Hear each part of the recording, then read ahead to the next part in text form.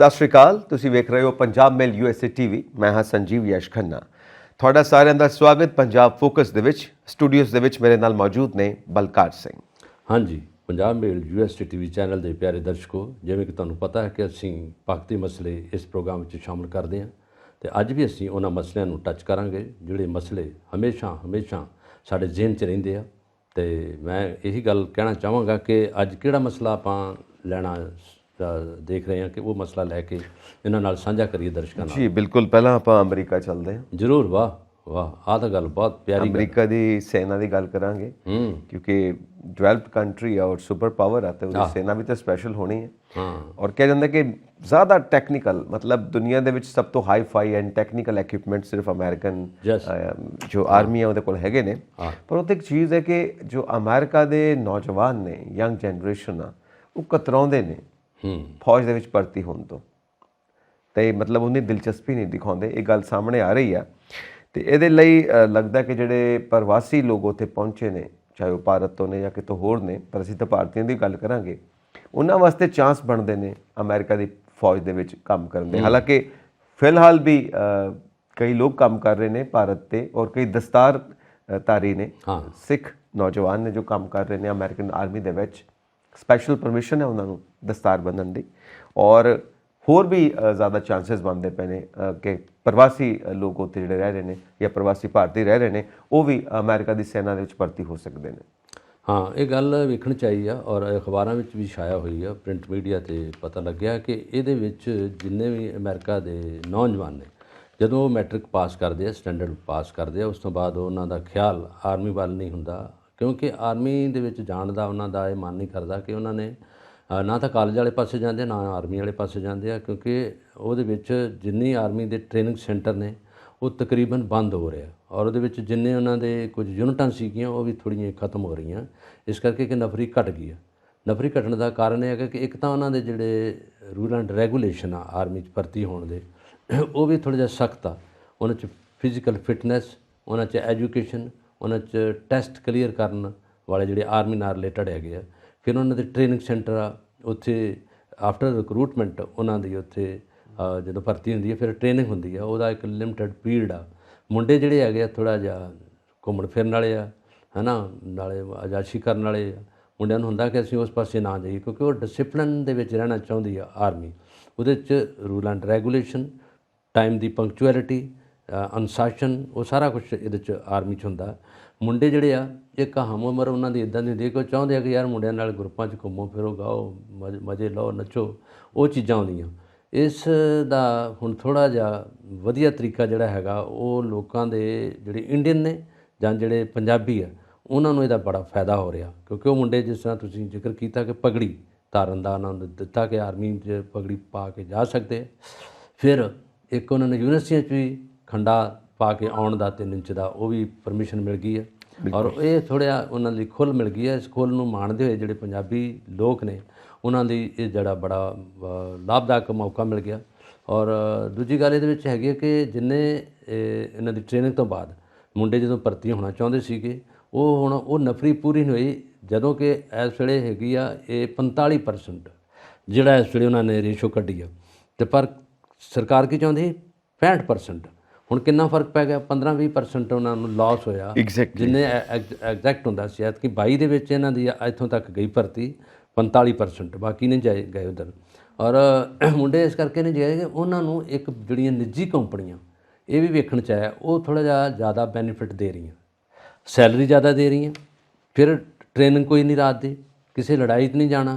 ਨਹੀਂ ਤਾਂ ਅੱਗੇ ਸਾਡੇ ਇਹਨਾਂ ਦੇ ਫੌਜੀ ਅਮਰੀਕਾ ਦੇ ਅਫਗਾਨਿਸਤਾਨ 'ਚ ਵਿਚਾਰੇ ਆਏ, ਉੱਥੇ 22 ਈਅਰ ਉੱਥੇ ਆਏ, ਉੱਥੇ ਲੜਾਈ ਹੋਈ ਆ, ਤਾਲਿਬਾਨ ਨੇ ਉਹਨਾਂ ਨੂੰ ਬਹੁਤ ਬੁਰੀ ਤਰ੍ਹਾਂ ਸਿੱਖਿਆ ਦਿੱਤੀ ਆ। ਉਸ ਤੋਂ ਬਾਅਦ ਉਹ ਉੱਥੋਂ ਡਰਦੇ ਭੱਜੇ ਵੀ ਅਮਰੀਕਾ ਦੇ ਲੋਕ, ਕਿਉਂਕਿ ਉਹਨਾਂ ਦੀ ਲੋਕਲ ਜ਼ਮੀਨ ਉੱਥੇ ਮੋਟਰ ਗੰਨਾਂ ਮੋਢਿਆਂ 'ਤੇ ਲਈ ਫਿਰਦੇ ਆ। ਤਾਲਿਬਾਨ ਲੜਾਕੂ ਬਹੁਤ ਹੈਗੇ ਆ ਔਰ ਜਿਹੜੇ ਅਮਰੀਕਨ ਸੈਨਾ 'ਚ ਭਰਤੀ ਹੋਏ ਮੁੰਡੇ ਇੰਨੇ ਸੋਹਲ ਆ, ਇੱਥੋਂ ਤੱਕ ਉਹ ਰੇਤਾ 'ਤੇ ਜਿਹੜੇ ਪਹਾੜੀਆਂ 'ਚ ਨਹੀਂ ਚੱਲ ਸਕਦੇ। ਇਹ ਤਾਂ ਵਿਸਲੇਰੀ ਪਾਣੀ ਪੀ ਕੇ ਤਾਂ ਉੱਦਾਂ ਲੜਨਾ ਔਖਾ ਹੁੰਦਾ। ਉਹ ਤਾਂ ਭਾਵੇਂ 3-3 ਦਿਨ ਪਾਣੀ ਨਾ ਮਿਲੇ ਤਾਂ ਵੀ ਲੜਦੇ ਆ। ਅਫਗਾਨ, ਪਠਾਨ ਕਿੰਨੇ ਜਿਹੜੇ ਜੰਗਜੂ ਆ, ਔਰ ਉਹਦੇ 'ਚ ਤਾਂ ਕੁੜੀਆਂ ਵੀ ਲੜਦੀਆਂ, ਮੋਟਰ ਗੰਨਾਂ ਤਾਂ ਉਹ ਵੀ ਚਲਾਉਂਦੀਆਂ। ਪਰ ਇਸ ਕਰਕੇ ਜਿੱਥੇ ਜਿੱਥੇ ਇਹਨਾਂ ਦੀ ਧਰਤੀ ਐਕਚੁਅਲੀ ਮੁਸਲਿਮ ਕਮਿਊਨਿਟੀ ਲੜਾਕੂ ਬਹੁਤ ਹੁੰਦੀ ਹੈ, ਪਠਾਨ ਉਹ ਚਲਾਉਣ ਵਾਲੇ ਆ, ਉਹਨਾਂ ਨਾਲ 2-4 ਹੋਣਾ ਉਹਨਾਂ ਨਾਲ ਟਾਕਰਾ ਲੈਣਾ ਔਖਾ ਹੋ ਜਾਂਦਾ। ਔਰ ਇਸੇ ਕਰਕੇ ਇਹਨਾਂ ਨੇ ਉਹ ਨਫਰੀ ਕਰਕੇ ਉਹਦੇ ਵਿੱਚ ਭਰਤੀ ਹੋਣ ਦਾ ਥੋੜ੍ਹਾ ਜਿਹਾ ਆਪਣੇ ਆਪ ਨੂੰ ਕੰਨੀ ਕਤਰਾ ਲਈ ਹੈ। ਐਗਜ਼ੈਕਟਲੀ। ਤੇ ਇਹ ਫਾਇਦਾ ਕਿਹਨਾਂ ਨੂੰ ਹੈ? ਸਾਡੇ ਭਾਰਤੀਆਂ ਨੂੰ, ਸਾਡੇ ਪੰਜਾਬੀਆਂ ਨੂੰ। ਉਹ ਹੁਣ ਮੌਜਾਂ ਮਾਣਨਗੇ, ਫੌਜ 'ਚ ਭਰਤੀ ਹੋਣਗੇ, ਬਿਲਕੁਲ ਔਰ ਸੈਲਰੀ ਅੱਛੀ ਹੈ ਔਰ ਉਹਦਾ ਲੈਣਗੇ। ਦੂਸਰੀ ਗੱਲ ਇਹ ਹੈ ਨਾ ਕਿ ਜਿਸ ਤਰ੍ਹਾਂ ਅਸੀਂ ਦੇਖਦੇ ਹਾਂ ਕਿ ਭਾਰਤ ਦੇ ਵਿੱਚ ਜਿਹੜੀ ਸਿੱਖ ਰੈਜੀਮੈਂਟ ਆ ਉਹਦੀ ਖਾਸ ਸਟੇਟਸ ਵਾਲੀ ਗੱਲ ਹੁੰਦੀ, ਕਿਉਂਕਿ ਜਦੋਂ ਵੀ ਕਹਿੰਦੇ ਨੇ ਕਿ ਕੋਈ ਖਾਸ ਪ੍ਰੋਜੈਕਟ ਹੋਵੇ, ਕੋਈ ਖਾਸ ਜਿੱਥੇ ਸੈਨਾ ਦੀ ਕਾਰਵਾਈ ਹੋਣੀ ਹੋਵੇ, ਉੱਥੇ ਸਿੱਖ ਰੈਜੀਮੈਂਟ ਨੂੰ ਭੇਜਿਆ ਜਾਂਦਾ ਹੈ। ਇਹ ਵੀ ਅਸੀਂ ਦੇਖਦੇ ਹਾਂ। ਔਰ ਬਾਕੀ ਰਿਹਾ ਜਿਹੜਾ ਬ੍ਰਿਟੇਨ ਦੀ ਸੈਨਾ, ਇੱਥੋਂ ਤੱਕ ਕਿ ਜੋ ਬ੍ਰਿਟੇਨ ਦੀ ਮਹਾਰਾਣੀ, ਉਹਨਾਂ ਦੀ ਜਿਹੜੀ ਪਰਸਨਲ ਸੈਨਾ ਦੇ ਵਿੱਚ ਵੀ ਇੱਕ ਟੁਕੜੀ ਹੈਗੀ ਹੈ ਜੋ ਸਿੱਖ ਰੈਜੀਮੈਂਟ ਵਜੋਂ ਕੰਮ ਕਰ ਰਹੀ ਹੈ।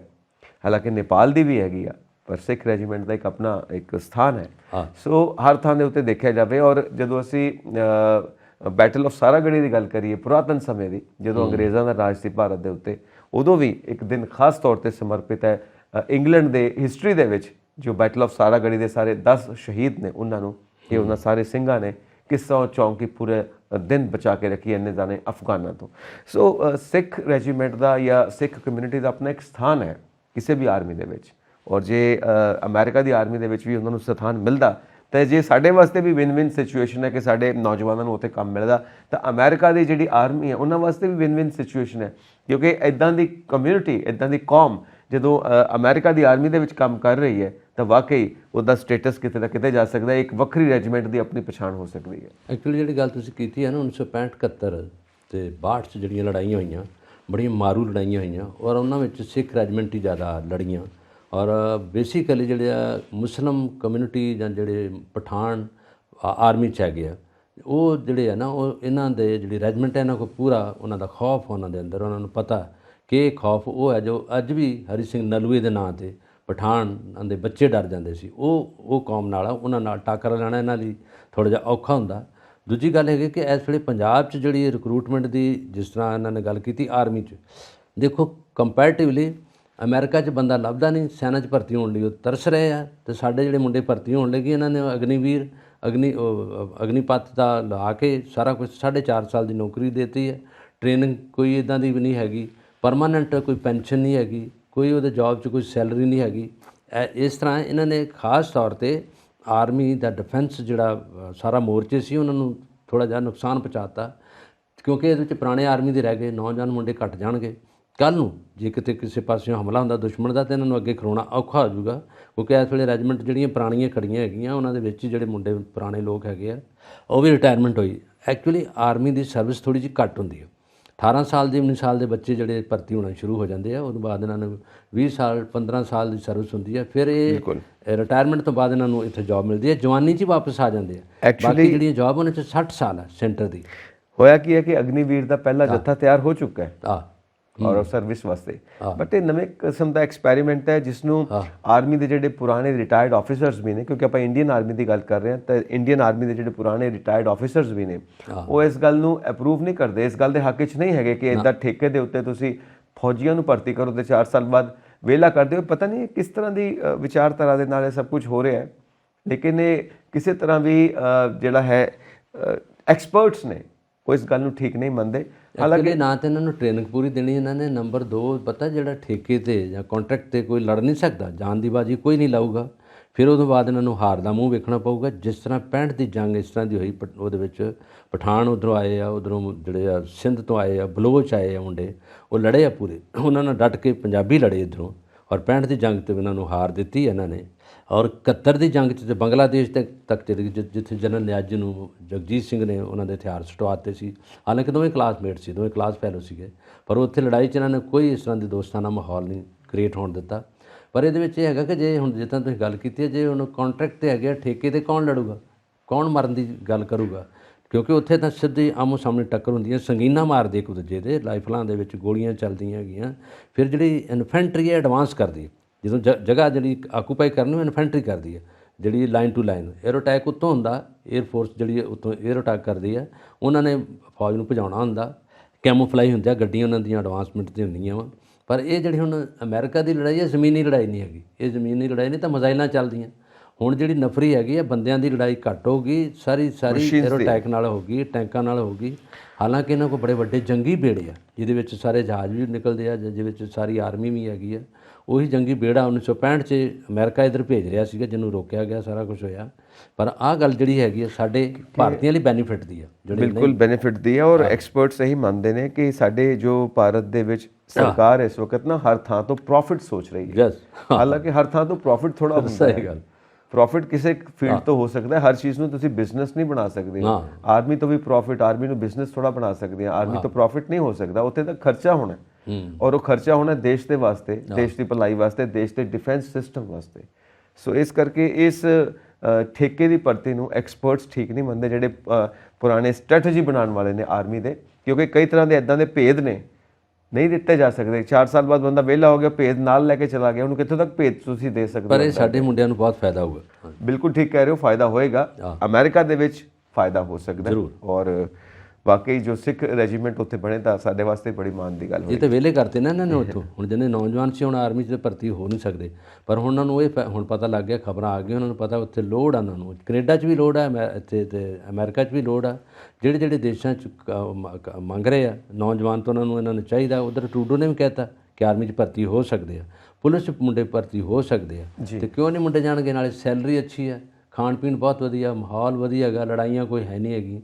ਜਿੱਦਾਂ ਨਿਊਜ਼ੀਲੈਂਡ 'ਚ ਆਰਮੀ ਹੈ ਹੀ ਨਹੀਂ, ਉੱਥੇ ਟੈਂਕ ਉੱਦਾਂ ਹੀ ਸੜਕਾਂ 'ਤੇ ਖੜੇ ਆ, ਕਿਉਂਕਿ ਉੱਥੇ ਉਹ ਹੈਗਾ ਆਈਲੈਂਡ ਹੈ, ਉਹਦੇ ਆਲੇ ਦੁਆਲੇ ਕੋਈ ਦੇਸ਼ ਨਹੀਂ, ਕਿਸੇ ਦੇਸ਼ ਨਾਲ ਉਹਦੀ ਵਿਰੋਧਤਾ ਨਹੀਂ ਗਾ, ਮਿੱਤਰਤਾ ਹੈਗੀ। ਅਤੇ ਆਸਟ੍ਰੇਲੀਆ ਨੇੜੇ, ਉਹਨਾਂ ਨਾਲ ਫਰੈਂਡਸ਼ਿਪ ਆ, ਤਾਂ ਲੜਾਈ ਕਿਹਦੇ ਨਾਲ ਕਰਨੀ ਉਹਨਾਂ ਨੇ?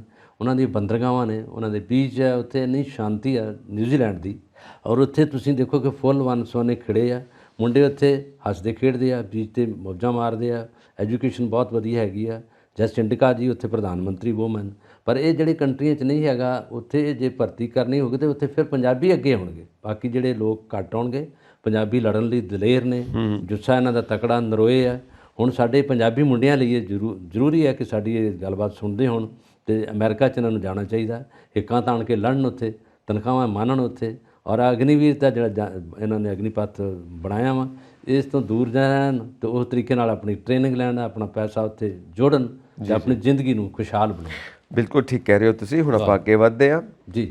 ਗੁਜਰਾਤ ਚੋਣਾਂ ਦਾ ਆਖਰੀ ਗੇੜ ਹੈ ਤੇ ਹੁਣ ਅਮਿਤ ਸ਼ਾਹ ਤੇ ਮੋਦੀ ਜੀ ਨੇ ਉੱਥੇ ਡੇਰੇ ਲਾਏ ਹੋਏ ਨੇ, ਕਿਉਂਕਿ ਚੋਣਾਂ ਜਿੱਤਣੀਆਂ ਨੇ। ਉਹ ਦੋਵੇਂ ਉਹਨਾਂ ਦੇ ਸਟਾਰ ਪ੍ਰਚਾਰਕ ਨੇ, ਇੱਕ ਪ੍ਰਾਈਮ ਮਿਨਿਸਟਰ ਆਫ ਇੰਡੀਆ ਨੇ, ਇੱਕ ਹੋਮ ਮਿਨਿਸਟਰ ਆਫ ਇੰਡੀਆ ਨੇ।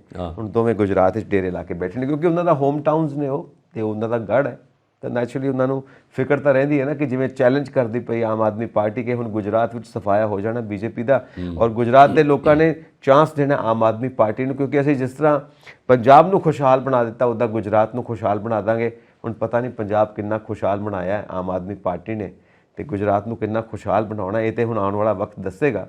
ਪਰ ਜੋ ਦਾਅਵੇ ਕੀਤੇ ਜਾ ਰਹੇ ਨੇ ਉਹ ਇਹੀ ਨੇ, ਪ੍ਰਚਾਰ ਇਹੀ ਕਰ ਰਹੀ ਹੈ ਆਮ ਆਦਮੀ ਪਾਰਟੀ। ਇਸ ਕਰਕੇ ਸ਼ਾਇਦ ਅਮਿਤ ਸ਼ਾਹ ਜੀ ਨੂੰ ਤੇ ਮੋਦੀ ਜੀ ਨੂੰ ਫਿਕਰ ਪੈ ਗਿਆ ਔਰ ਉਹ ਜਾ ਕੇ ਉੱਤੇ ਡੇਰੇ ਲਾ ਕੇ ਬਹਿ ਗਏ ਨੇ ਕਿ ਆਮ ਆਦਮੀ ਪਾਰਟੀ ਬਹੁਤ ਵੱਡੀ ਚੁਣੌਤੀ ਦਿੰਦੀ ਪਈ ਸਾਨੂੰ। ਇਹ ਗੱਲ ਹੈਗੀ ਕਿ ਜਿਹੜਾ ਇਸ ਵੇਲੇ ਉੱਥੇ ਟਾਕਰਾ ਤਾਂ ਵੈਸੇ ਖਾਸ ਕਰਕੇ 3 ਪਾਰਟੀਆਂ ਦਾ, ਆਪ, ਬੀਜੇਪੀ ਅਤੇ ਕਾਂਗਰਸ।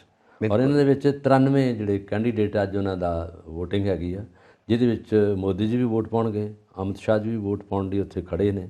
ਅੱਜ ਤੋਂ ਸ਼ੁਰੂ ਹੋ ਗਿਆ, ਅੱਜ ਮੰਡੇ ਉੱਥੇ ਜਿਹੜਾ ਸਾਡਾ ਪ੍ਰੋਗਰਾਮ ਚੱਲੇਗਾ, ਕੱਲ੍ਹ ਉੱਥੇ ਦੂਸਰਾ ਦਿਨ ਹੋਊਗਾ। ਪਰ ਅੱਜ ਦੇ ਇਸ ਚੋਣ ਰੌਲੇ 'ਚ ਜਿੱਥੇ ਜਿੱਥੇ ਪਾਰਟੀਆਂ ਨੇ ਆਪਣਾ ਆਪਣਾ ਡੱਗਾ ਵਜਾਇਆ, ਜਿੱਥੇ ਜਿੱਥੇ ਬਿਗਲ ਵਜਾਇਆ, ਉੱਥੇ ਉੱਥੇ ਸਿਰਫ ਸਹੂਲਤਾਂ ਦੀ ਵਿਛਾੜ ਕੀਤੀ ਇਹਨਾਂ ਨੇ, ਜਿਹਦੇ ਵਿੱਚ ਗੋਲੀਆਂ ਨਹੀਂ ਗੀਆਂ, ਸਹੂਲਤਾਂ 'ਚ ਇਹਨਾਂ ਨੇ ਕਹਿ ਦਿੱਤਾ ਕਿ ਸਾਡੀਆਂ ਸਹੂਲਤਾਂ ਆ ਹੋਣਗੀਆਂ। ਅਸੀਂ ਬੱਚਿਆਂ ਲਈ ਐਜੂਕੇਸ਼ਨ ਫ੍ਰੀ ਦੇਵਾਂਗੇ, ਅਸੀਂ ਉਹਨਾਂ ਲਈ ਬੇਰੁਜ਼ਗਾਰੀ ਭੱਤੇ ਦੇਵਾਂਗੇ, ਅਸੀਂ ਕੁੜੀਆਂ ਨੂੰ ਫ੍ਰੀ ਐਜੂਕੇਸ਼ਨ ਦੇਵਾਂਗੇ, ਉਹਨਾਂ ਲਈ ਵਹੀਕਲ ਸੜਕਾਂ 'ਤੇ ਘੁੰਮਣਗੇ। ਔਰ ਉਹਨਾਂ ਨੇ ਇਹਦੇ ਵਿੱਚ ਆਪ ਨੇ ਵੀ ਕਿਹਾ, ਉਸ ਪਾਸੇ ਬੀਜੇਪੀ ਨੇ ਵੀ ਆ, ਕਾਂਗਰਸ ਵੀ ਕਰ ਰਹੀ ਹੈ। ਪਰ ਸਭ ਤੋਂ ਜ਼ਿਆਦਾ ਜਿਹੜੇ ਆ ਬੀਜੇਪੀ ਦਾ ਉੱਥੇ ਹੋਲਡ ਰਿਹਾ ਪਹਿਲਾਂ ਵੀ, ਕਿਉਂਕਿ ਮੋਦੀ ਜੀ ਦੀ ਸਰਕਾਰ ਰਹੀ ਹੈ, ਉਹ ਮੁੱਖ ਮੰਤਰੀ ਤੌਰ 'ਤੇ ਰਹੇ ਉੱਥੇ, ਔਰ ਉਹਦੇ ਵਿੱਚ ਅਮਿਤ ਸ਼ਾਹ ਜੀ ਦਾ ਵੀ ਉੱਥੇ ਹੈਗਾ। ਪਰ ਇਹਨਾਂ ਦੇ ਕੁਛ ਨਾ ਕੁਛ ਕਈ ਕੇਸ ਅਜੇ ਹੈਗੇ, ਪੈਂਡਿੰਗ ਚੱਲ ਵੀ ਰਹੇ ਆ, ਕਈ ਕੁਛ ਹੈਗਾ ਵੀ ਆ। ਪਰ ਜਨਤਾ ਦਾ ਇਹਨਾਂ ਲਈ ਹੰਗਾਰਾ ਵੱਡਾ ਹੈਗਾ, ਕਿਉਂਕਿ ਇਹਨਾਂ ਨੇ ਉਹਨਾਂ ਨੂੰ ਬਹੁਤ ਕੁਛ ਚਿਰ ਤੋਂ ਸੰਭਾਲਿਆ ਪਿਆ ਸੀਗਾ। ਉਹਨਾਂ ਦੇ ਲਈ ਇਹਨਾਂ ਦੀਆਂ ਜੜ੍ਹਾਂ ਤੱਕ ਉਹਨਾਂ ਤੱਕ ਭੇਦ ਹੈਗਾ ਉਹਨਾਂ ਦਾ। ਔਰ ਜਿਹੜੀ ਆਪ ਪਾਰਟੀ ਇਹ ਨਵੀਂ ਆ, ਇਹਨੇ ਤਾਂ ਜੇ ਸਿਰਫ ਆਪਣਾ ਡੈਮੋਸਟ੍ਰੇਸ਼ਨ ਕੀਤੀ ਵੀ ਆਹ ਸਾਡੀਆਂ ਸਹੂਲਤਾਂ ਜੇ, ਉਹ ਜਿੱਦਾਂ ਮੰਜੀ 'ਤੇ ਵਿਛਾ ਕੇ ਸਹੂਲਤਾਂ ਦਿਖਾ ਰਹੇ ਪਿਆ ਹੈਗੀਆਂ ਪੰਜਾਬ ਮਾਡਲ ਦੀਆਂ ਸਹੂਲਤਾਂ ਜੇ, ਆਹ ਰੋਡ ਮੈਪ ਹੈਗਾ, ਅਸੀਂ ਇਹ ਕਰ ਰਹੇ ਹਾਂ ਤੁਹਾਡਾ। ਪਰ ਹੁਣ ਇਹਦਾ ਹੁਣ ਰਿਜ਼ਲਟ ਦੱਸੂਗਾ ਕਿ ਰਿਜ਼ਲਟ 'ਤੇ ਕਿਹੜੀ ਪਾਰਟੀ ਅੱਗੇ ਵਧ ਰਹੀ ਹੈ, ਕਿਉਂਕਿ ਇਸ ਵੇਲੇ ਸਾਰੇ ਸਿਆਸੀ ਜਿਹੜੇ ਨੇਤਾ ਨੇ ਜਾਂ ਜਿਹੜੇ ਵੀ ਪੱਤਰਕਾਰ ਨੇ ਉਹਨਾਂ ਦਾ ਧਿਆਨ ਗੁਜਰਾਤ ਇਲੈਕਸ਼ਨ ਦੇ ਵਿੱਚ ਹੈ, ਜਿੱਥੇ ਗਾਂਧੀ ਨਗਰ, ਅਹਿਮਦਾਬਾਦ ਅਰਾਊਂਡ ਜਿਹੜੇ ਹੈਗੇ ਆ, ਜਿੱਥੇ ਆਦਿਵਾਸੀ ਵੀ ਹੈਗੇ, ਉਹਨਾਂ 'ਤੇ ਗ੍ਰਿਪ ਵੀ ਬੀਜੇਪੀ ਦਾ ਹੈਗਾ, ਕਿਉਂਕਿ ਮੋਦੀ ਸਾਹਿਬ ਉਦੋਂ ਬਾਅਦ ਪਹਿਲੋਂ ਉੱਥੇ ਬੜੇ ਦੌਰੇ ਕਰ ਆਏ ਆ। ਉਹਨਾਂ ਨੇ ਇਹਨਾਂ ਦੌਰਿਆਂ ਦੇ ਵਿੱਚ ਸਹੂਲਤਾਂ ਦੀ ਉਹਨਾਂ ਨੂੰ ਦੱਸਿਆ, ਸਾਰਾ ਕੁਛ ਹੈਗਾ। ਉੱਧਰੋਂ ਕਾਂਗਰਸ ਦੇ ਪ੍ਰਧਾਨ ਖੜਗੇ ਜੀ ਵੀ ਉੱਥੇ ਗਏ ਸੀਗੇ, ਉਹਨਾਂ ਨੇ ਕਿਹਾ ਕਿ ਅਸੀਂ ਸਾਰਾ ਕੁਛ ਅਸੀਂ ਇੱਥੇ ਮੁਹੱਈਆ ਕਰਾਂਗੇ। ਆਪਣੇ ਰਾਹੁਲ ਗਾਂਧੀ ਜੀ ਵੀ ਉਹਨਾਂ ਨੇ ਉੱਥੇ ਕਿਹਾ। ਪਰ ਹੁਣ ਇਹਦੇ ਵਿੱਚ ਹੈ ਵੀ ਲੋਕ ਕੀ ਸਮਝਦੇ ਆ, ਜਿਸ ਤਰ੍ਹਾਂ ਲੋਕਾਂ ਨੇ ਪੰਜਾਬ ਵਿੱਚ ਸਾਰਾ ਸਮਝ ਲਿਆ ਸੀਗਾ ਕਿ ਪਹਿਲੀ ਪਾਰਟੀਆਂ ਨੇ ਜਿਹੜੇ ਫੋਕੇ ਫਾਇਰ ਕੀਤੇ ਆ, ਜਿਹੜੀ ਹੁਣ ਇਹ ਦੇਖਦੇ ਆ ਵੀ ਇਹ ਕਿਸ ਤਰ੍ਹਾਂ ਦੇ ਕੰਮ ਕਰਦੇ ਆ ਔਰ ਉਹਦੇ ਵਿੱਚ ਕਿਹੜੇ ਫਾਇਰ ਕਿੱਧਰ ਨੂੰ ਜਾਂਦੇ ਆ, ਕਿਹੜੀ ਦਿਸ਼ਾ ਨੂੰ ਜਾਂਦੇ ਆ। ਹੁਣ ਇਹ ਵੀ ਗੁਜਰਾਤ ਦੇ ਸਾਰੇ ਸ਼ਹਿਰਾਂ 'ਚ, ਸਾਰੇ ਉਹਦੇ ਸੂਬੇ ਦੇ ਵਿੱਚ ਜਿੱਥੇ ਪੋਲਿੰਗ ਸਟੇਸ਼ਨ ਆ, ਉੱਥੇ ਵੇਖਿਆ ਜਾਊਗਾ ਕਿੰਨੇ % ਪੈ ਰਹੀ ਹੈ ਵੋਟ। ਵੈਸੇ ਅੱਛੀ ਪੈ ਰਹੀ ਹੈ, ਅਬਵ 60 ਤੋਂ 70 ਤੋਂ ਅਬਵ ਪੈ ਰਹੀ ਹੈ, ਲੋਕਾਂ ਦਾ ਇੰਟਰਸਟ ਹੈਗਾ। ਤੇ ਹੁਣ ਦੇਖਦੇ ਹਾਂ ਕਿ ਕਿਸ ਭਾਅ ਤੇਲ ਵਿਕਦਾ। ਐਕਚੁਅਲੀ ਤੇਲ ਤਾਂ ਜਿਸ ਭਾਅ ਵਿਕਣਾ, ਕਰੂਡ ਆਇਲ ਦੇ ਰੇਟਸ ਘਟੇ ਨੇ, ਉਹ ਵੀ ਰਾਹੁਲ ਗਾਂਧੀ ਕਹਿ ਰਹੇ ਨੇ ਕਿ ਇੰਨੇ % ਕਰੂਡ ਆਇਲ ਦਾ ਰੇਟ ਘਟਿਆ ਹੈ, ਗੈਸ ਦਾ ਘਟਿਆ ਹੈ, ਪਰ ਇੰਡੀਆ ਵਿੱਚ ਕਿਉਂ ਨਹੀਂ ਘਟਿਆ, ਇਹਦਾ ਜਵਾਬ ਦੇਵੇ ਬੀਜੇਪੀ, ਕਿਉਂਕਿ ਕਾਂਗਰਸ ਦੇ ਵੱਲੋਂ ਉਹ ਭਾਰਤ ਜੋੜੋ ਯਾਤਰਾ 'ਤੇ ਨੇ। ਖੈਰ ਉਹ ਅਲੱਗ ਗੱਲਾਂ ਚੱਲਦੀਆਂ ਪਈਆਂ, ਪਰ ਪੰਜਾਬ ਦੇ ਅੰਦਰ ਇਹ 8 ਮਹੀਨਿਆਂ ਦੇ ਵਿੱਚ ਕਿਹੜਾ ਜਾਦੂ ਹੋ ਗਿਆ ਜਿਹਦਾ ਰੈਫਰੈਂਸ ਦੇ ਕੇ ਬਾਰ-ਬਾਰ ਐਡਸ ਦਿੱਤੀਆਂ ਜਾ ਰਹੀਆਂ ਨੇ ਬਾਕੀ ਸਟੇਟ ਦੇ ਵਿੱਚ ਕਿ ਪਤਾ ਨਹੀਂ ਕਿਹੜੀ ਕ੍ਰਾਂਤੀ ਆ ਗਈ ਹੈ ਪੰਜਾਬ ਦੇ ਵਿੱਚ। ਇੱਥੇ ਤੇ ਉਹੀ ਕੁਝ ਦਿਖਦਾ ਪਿਆ ਜਿਹੜਾ ਪਹਿਲਾਂ ਸੀ, ਕੋਈ ਖਾਸ ਚੇਂਜ ਤਾਂ ਹੈ ਨਹੀਂ। ਔਰ ਬਾਕੀ ਹਜੇ ਬਹੁਤ ਕੁਝ ਕਰਨਾ ਬਾਕੀ ਹੈ, ਹਜੇ ਟੂ ਅਰਲੀ ਟੂ ਸੇ, ਬਹੁਤ ਜਲਦੀ ਗੱਲਾਂ ਕਰਦੇ ਪਏ ਨੇ ਆਮ ਆਦਮੀ ਪਾਰਟੀ ਦੇ ਜਿਹੜੇ ਸਟਾਰ ਪ੍ਰਚਾਰਕ ਨੇ ਉੱਥੇ ਜਾ ਕੇ। ਹਜੇ ਗ੍ਰਿਪ ਤਾਂ ਬਣਨ ਦਿਓ। ਹਾਂ ਇਹ ਹੈ ਕਿ ਲੋਕਾਂ ਨੂੰ ਤਾਂ ਸਾਰੀ ਸਮਝ ਹੈਗੀ ਹੈ, ਤੁਸੀਂ ਲੋਕਾਂ ਨੂੰ ਬੇਵਕੂਫ ਨਹੀਂ ਬਣਾ ਸਕਦੇ। ਅੱਜ ਲੋਕੀ ਸਭ ਕੁਝ ਸਮਝਦੇ ਨੇ, ਉਹਨਾਂ ਨੇ ਹਰ ਚੀਜ਼ ਦਾ ਐਨਾਲਿਸਿਸ ਕੀਤਾ ਹੁੰਦਾ, ਪਤਾ ਹੁੰਦਾ ਕੌਣ ਕਿੱਥੇ ਖੜਾ, ਕੌਣ ਕਿੰਨੇ ਪਾਣੀ 'ਚ ਹੈ, ਜਨਤਾ ਨੂੰ ਸਭ ਪਤਾ ਹੁੰਦਾ। ਖੈਰ ਚਲੋ ਚੱਲਦਾ ਪਿਆ। ਔਰ ਅਸੀਂ ਹਮੇਸ਼ਾ ਦੇਖਦੇ ਹਾਂ ਕਿ ਅਲੱਗ-ਅਲੱਗ ਪੋਲੀਟੀਕਲ ਪਾਰਟੀਆਂ ਜਿਹੜੀਆਂ ਨੇ ਫ੍ਰੀ ਬੀਜ ਪੋਲੀਟਿਕਸ ਖੇਡਦੀਆਂ ਨੇ, ਰਾਇਤਾਂ ਦਿੰਦੀਆਂ ਨੇ ਔਰ ਲਾਲਚ ਦਿੰਦੀਆਂ ਨੇ, ਔਰ ਬਹੁਤ ਕੁਝ ਉੱਥੇ ਵੀ ਕਹਿ ਆਏ ਹੋਣਗੇ ਕਿ ਤੁਹਾਨੂੰ 300 ਯੂਨਿਟ ਬਿਜਲੀ ਦਾ ਮੁਫਤ ਦੇਣਾ ਹੈ ਅਤੇ ਨਾਲ ਤੁਹਾਨੂੰ 1000 ਰੁਪਏ ਹਰ ਮਹਿਲਾ ਨੂੰ ਦਿੱਤਾ ਜਾਏਗਾ। ਸੋ ਸ਼ਾਇਦ ਇੱਦਾਂ ਦੇ ਵਾਅਦੇ ਵੀ ਕਰਦੇ ਹੋਣ। ਚਲੋ ਆਪਾਂ ਅੱਗੇ ਵੱਧਦੇ ਹਾਂ। ਆਪਾਂ ਜ਼ਿਕਰ ਕੀਤਾ ਸੀ ਗੱਲਾਂ 'ਚ ਕਿ ਰਾਹੁਲ ਗਾਂਧੀ ਭਾਰਤ ਜੋੜੋ ਯਾਤਰਾ 'ਤੇ ਨੇ, ਤੋ ਉਹ ਪਹੁੰਚ ਰਹੇ ਨੇ ਰਾਜਸਥਾਨ। ਉੱਥੇ ਪਹੁੰਚੇ ਨੇ ਅਤੇ ਜੋ ਅਸ਼ੋਕ ਗਹਿਲੋਤ ਅਤੇ ਸਚਿਨ ਪਾਇਲਟ ਅਗਵਾਈ ਕਰ ਰਹੇ ਨੇ ਉਹਨਾਂ ਦੀ। ਸੋ ਕਹਿੰਦੇ ਨੇ ਕਿ ਇਸ ਦੌਰਾਨ ਨਾ ਪੂਰਾ ਖਾਕਾ, ਪੂਰਾ ਰੋਡ ਮੈਪ ਤਿਆਰ ਕਰਦੇ ਪਏ ਹਾਂ, ਪੂਰੀ ਸਟ੍ਰੈਟਜੀ ਤਿਆਰ ਕਰਦੇ ਪਏ ਹਾਂ 2024 ਦੀਆਂ ਇਲੈਕਸ਼ਨਸ ਵਾਸਤੇ, ਕਿ ਬੀਜੇਪੀ ਨੂੰ ਕਿਵੇਂ ਟੱਕਰ ਦੇਣੀ ਹੈ 2024 ਦੀਆਂ ਇਲੈਕਸ਼ਨਸ ਵਾਸਤੇ। ਇਸ ਕਰਕੇ ਰਾਹੁਲ ਗਾਂਧੀ ਨਿਕਲੇ ਹੋਏ ਨੇ ਭਾਰਤ ਜੋੜੋ ਯਾਤਰਾ 'ਤੇ। ਹਾਂ, ਇਹ ਕਾਫੀ ਦੇਰ ਤੋਂ ਇਹਨਾਂ ਦੀ ਯਾਤਰਾ ਪੂਰੇ ਭਾਰਤ 'ਚ ਹੋ ਰਹੀ ਹੈ ਔਰ ਡਾਂਡੀ ਯਾਤਰਾ ਵਾਂਗੂ ਹੀ ਆ। ਹੁਣ ਪਹਿਲਾਂ ਮਹਾਰਾਸ਼ਟਰ ਤੋਂ ਬਾਅਦ ਇਹ ਚਲੇ ਗਏ ਮੱਧ ਪ੍ਰਦੇਸ਼, ਉਦੋਂ ਬਾਅਦ ਫਿਰ ਕਰਨਾਟਕਾ, ਉਸ ਤੋਂ ਬਾਅਦ ਫਿਰ ਇਹ ਆਏ ਹੁਣ ਰਾਜਸਥਾਨ ਦੀ ਧਰਤੀ ਦੇ ਅੰਦਰ ਆ ਗਏ ਆ। ਔਰ ਉਹਦੇ ਵਿੱਚ ਉੱਥੋਂ ਦੇ ਜਿਹੜੇ ਮੁੱਖ ਮੰਤਰੀ ਆ ਅਸ਼ੋਕ ਗਹਿਲੋਤ ਔਰ ਸਚਿਨ ਪਾਇਲਟ, ਉਹਨਾਂ ਦਾ ਪਹਿਲੋਂ ਤਾਂ ਟਾਕਰਾ ਮੁਕਾਬਲਾ ਗੱਲਾਂ ਨਾਲ, ਭਾਸ਼ਣਾਂ ਨਾਲ ਬੜਾ ਉਲਟਾ ਚੱਲਦਾ ਰਿਹਾ। ਪਰ ਹੁਣ ਉਹਨਾਂ ਨੇ ਇਹਨਾਂ ਨੂੰ ਵਧੀਆ ਤਰੀਕੇ ਨਾਲ ਵੈਲਕਮ ਕੀਤਾ, ਕਿਉਂਕਿ ਰਾਹੁਲ ਗਾਂਧੀ ਜੀ ਆਪ ਖੁਦ ਆ ਗਏ ਉੱਥੇ। ਔਰ ਦੂਜੀ ਗੱਲ ਹੈਗੀ ਹੈ ਕਿ ਜਿਹੜੀ ਗੁਜਰਾਤ ਦੀ ਇਲੈਕਸ਼ਨ ਆ, ਇਹ ਬਾਉਂਡਰੀ ਤੋਂ ਕੁਝ 800 ਵੋਟਾਂ ਦਾ ਜਿਹੜਾ ਗਲਬਾ ਸਾਰਾ ਕੁਛ ਹੈ, ਉਧਰ ਵੋਟਾਂ ਗੁਜਰਾਤ 'ਚ ਉਹਨਾਂ ਦੀਆਂ ਬਾਉਂਡਰੀ। ਹਾਂਜੀ, ਇਹਦੇ ਕਰਕੇ ਵੀ ਹੁਣ ਆਏ ਆ, ਕਿਉਂਕਿ ਜਿਹੜੀਆਂ ਇਲੈਕਸ਼ਨ ਹੋ ਰਹੀਆਂ ਲਾਸਟ ਗੇੜ ਦੀਆਂ, ਇਹਦੇ ਗੇੜ ਦੇ ਵਿੱਚ ਵੀ ਜਿਹੜੀਆਂ ਕੁਛ ਵੋਟਾਂ ਗੁਜਰਾਤ ਇੱਥੋਂ ਰਾਜਸਥਾਨ ਤੋਂ ਪੈਣੀਆਂ ਉਧਰ ਲਈ, ਕਿਉਂਕਿ ਉਹਨਾਂ ਦੇ ਉਸ ਪਾਸੇ ਵੱਲ ਵੋਟਾਂ ਬਣੀਆਂ, ਉਸ ਇਲੈਕਸ਼ਨ 'ਚ ਵੀ ਉਹ ਸ਼ਾਮਲ ਆ।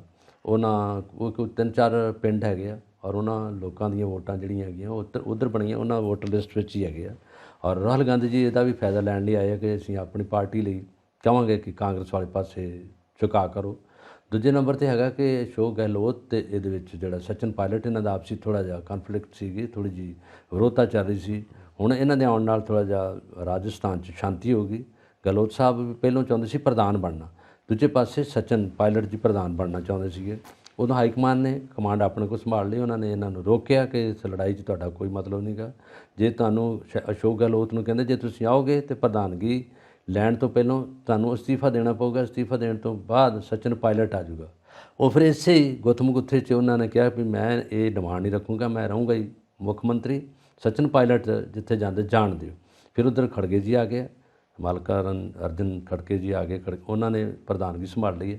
ਹੁਣ ਉਹਨਾਂ ਨੇ ਇਹ ਵੀ ਕਿਹਾ ਹੈਗਾ ਕਿ ਜਿਹੜਾ ਹੁਣ ਅਸੀਂ ਆ ਬਣਾ ਰਹੇ ਹਾਂ ਜਿਹੜੀ ਆ ਭਾਰਤ ਜੋੜੋ ਯਾਤਰਾ, ਇਹਦੇ ਵਿੱਚ ਸਭ ਤੋਂ ਵਧੀਆ ਗੱਲ ਹੈਗੀ ਕਿ 2024 ਲੋਕ ਸਭਾ ਇਲੈਕਸ਼ਨ ਦਾ ਜਿਹੜਾ ਪੈਂਤਲਾ ਬਣ ਰਿਹਾ, ਉਹਨੂੰ ਇਹ ਚਾਹ ਰਿਹਾ ਕਿ ਉਹਨੂੰ ਬਣਾਉਣ ਤੋਂ ਪਹਿਲਾਂ ਇੱਕ ਪੜੋਲ ਬਣਾਇਆ ਜਾਵੇ ਜਿੱਥੋਂ ਇਹਨਾਂ ਨੇ ਛਲਾਂਗਾ ਮਾਰਨੀ ਉੱਧਰ ਨੂੰ ਲੋਕ ਸਭਾ ਨੂੰ। ਉਹ ਹੁਣ ਇਸ ਵੇਲੇ ਉਹ ਬੇਸ ਬਣ ਰਿਹਾ।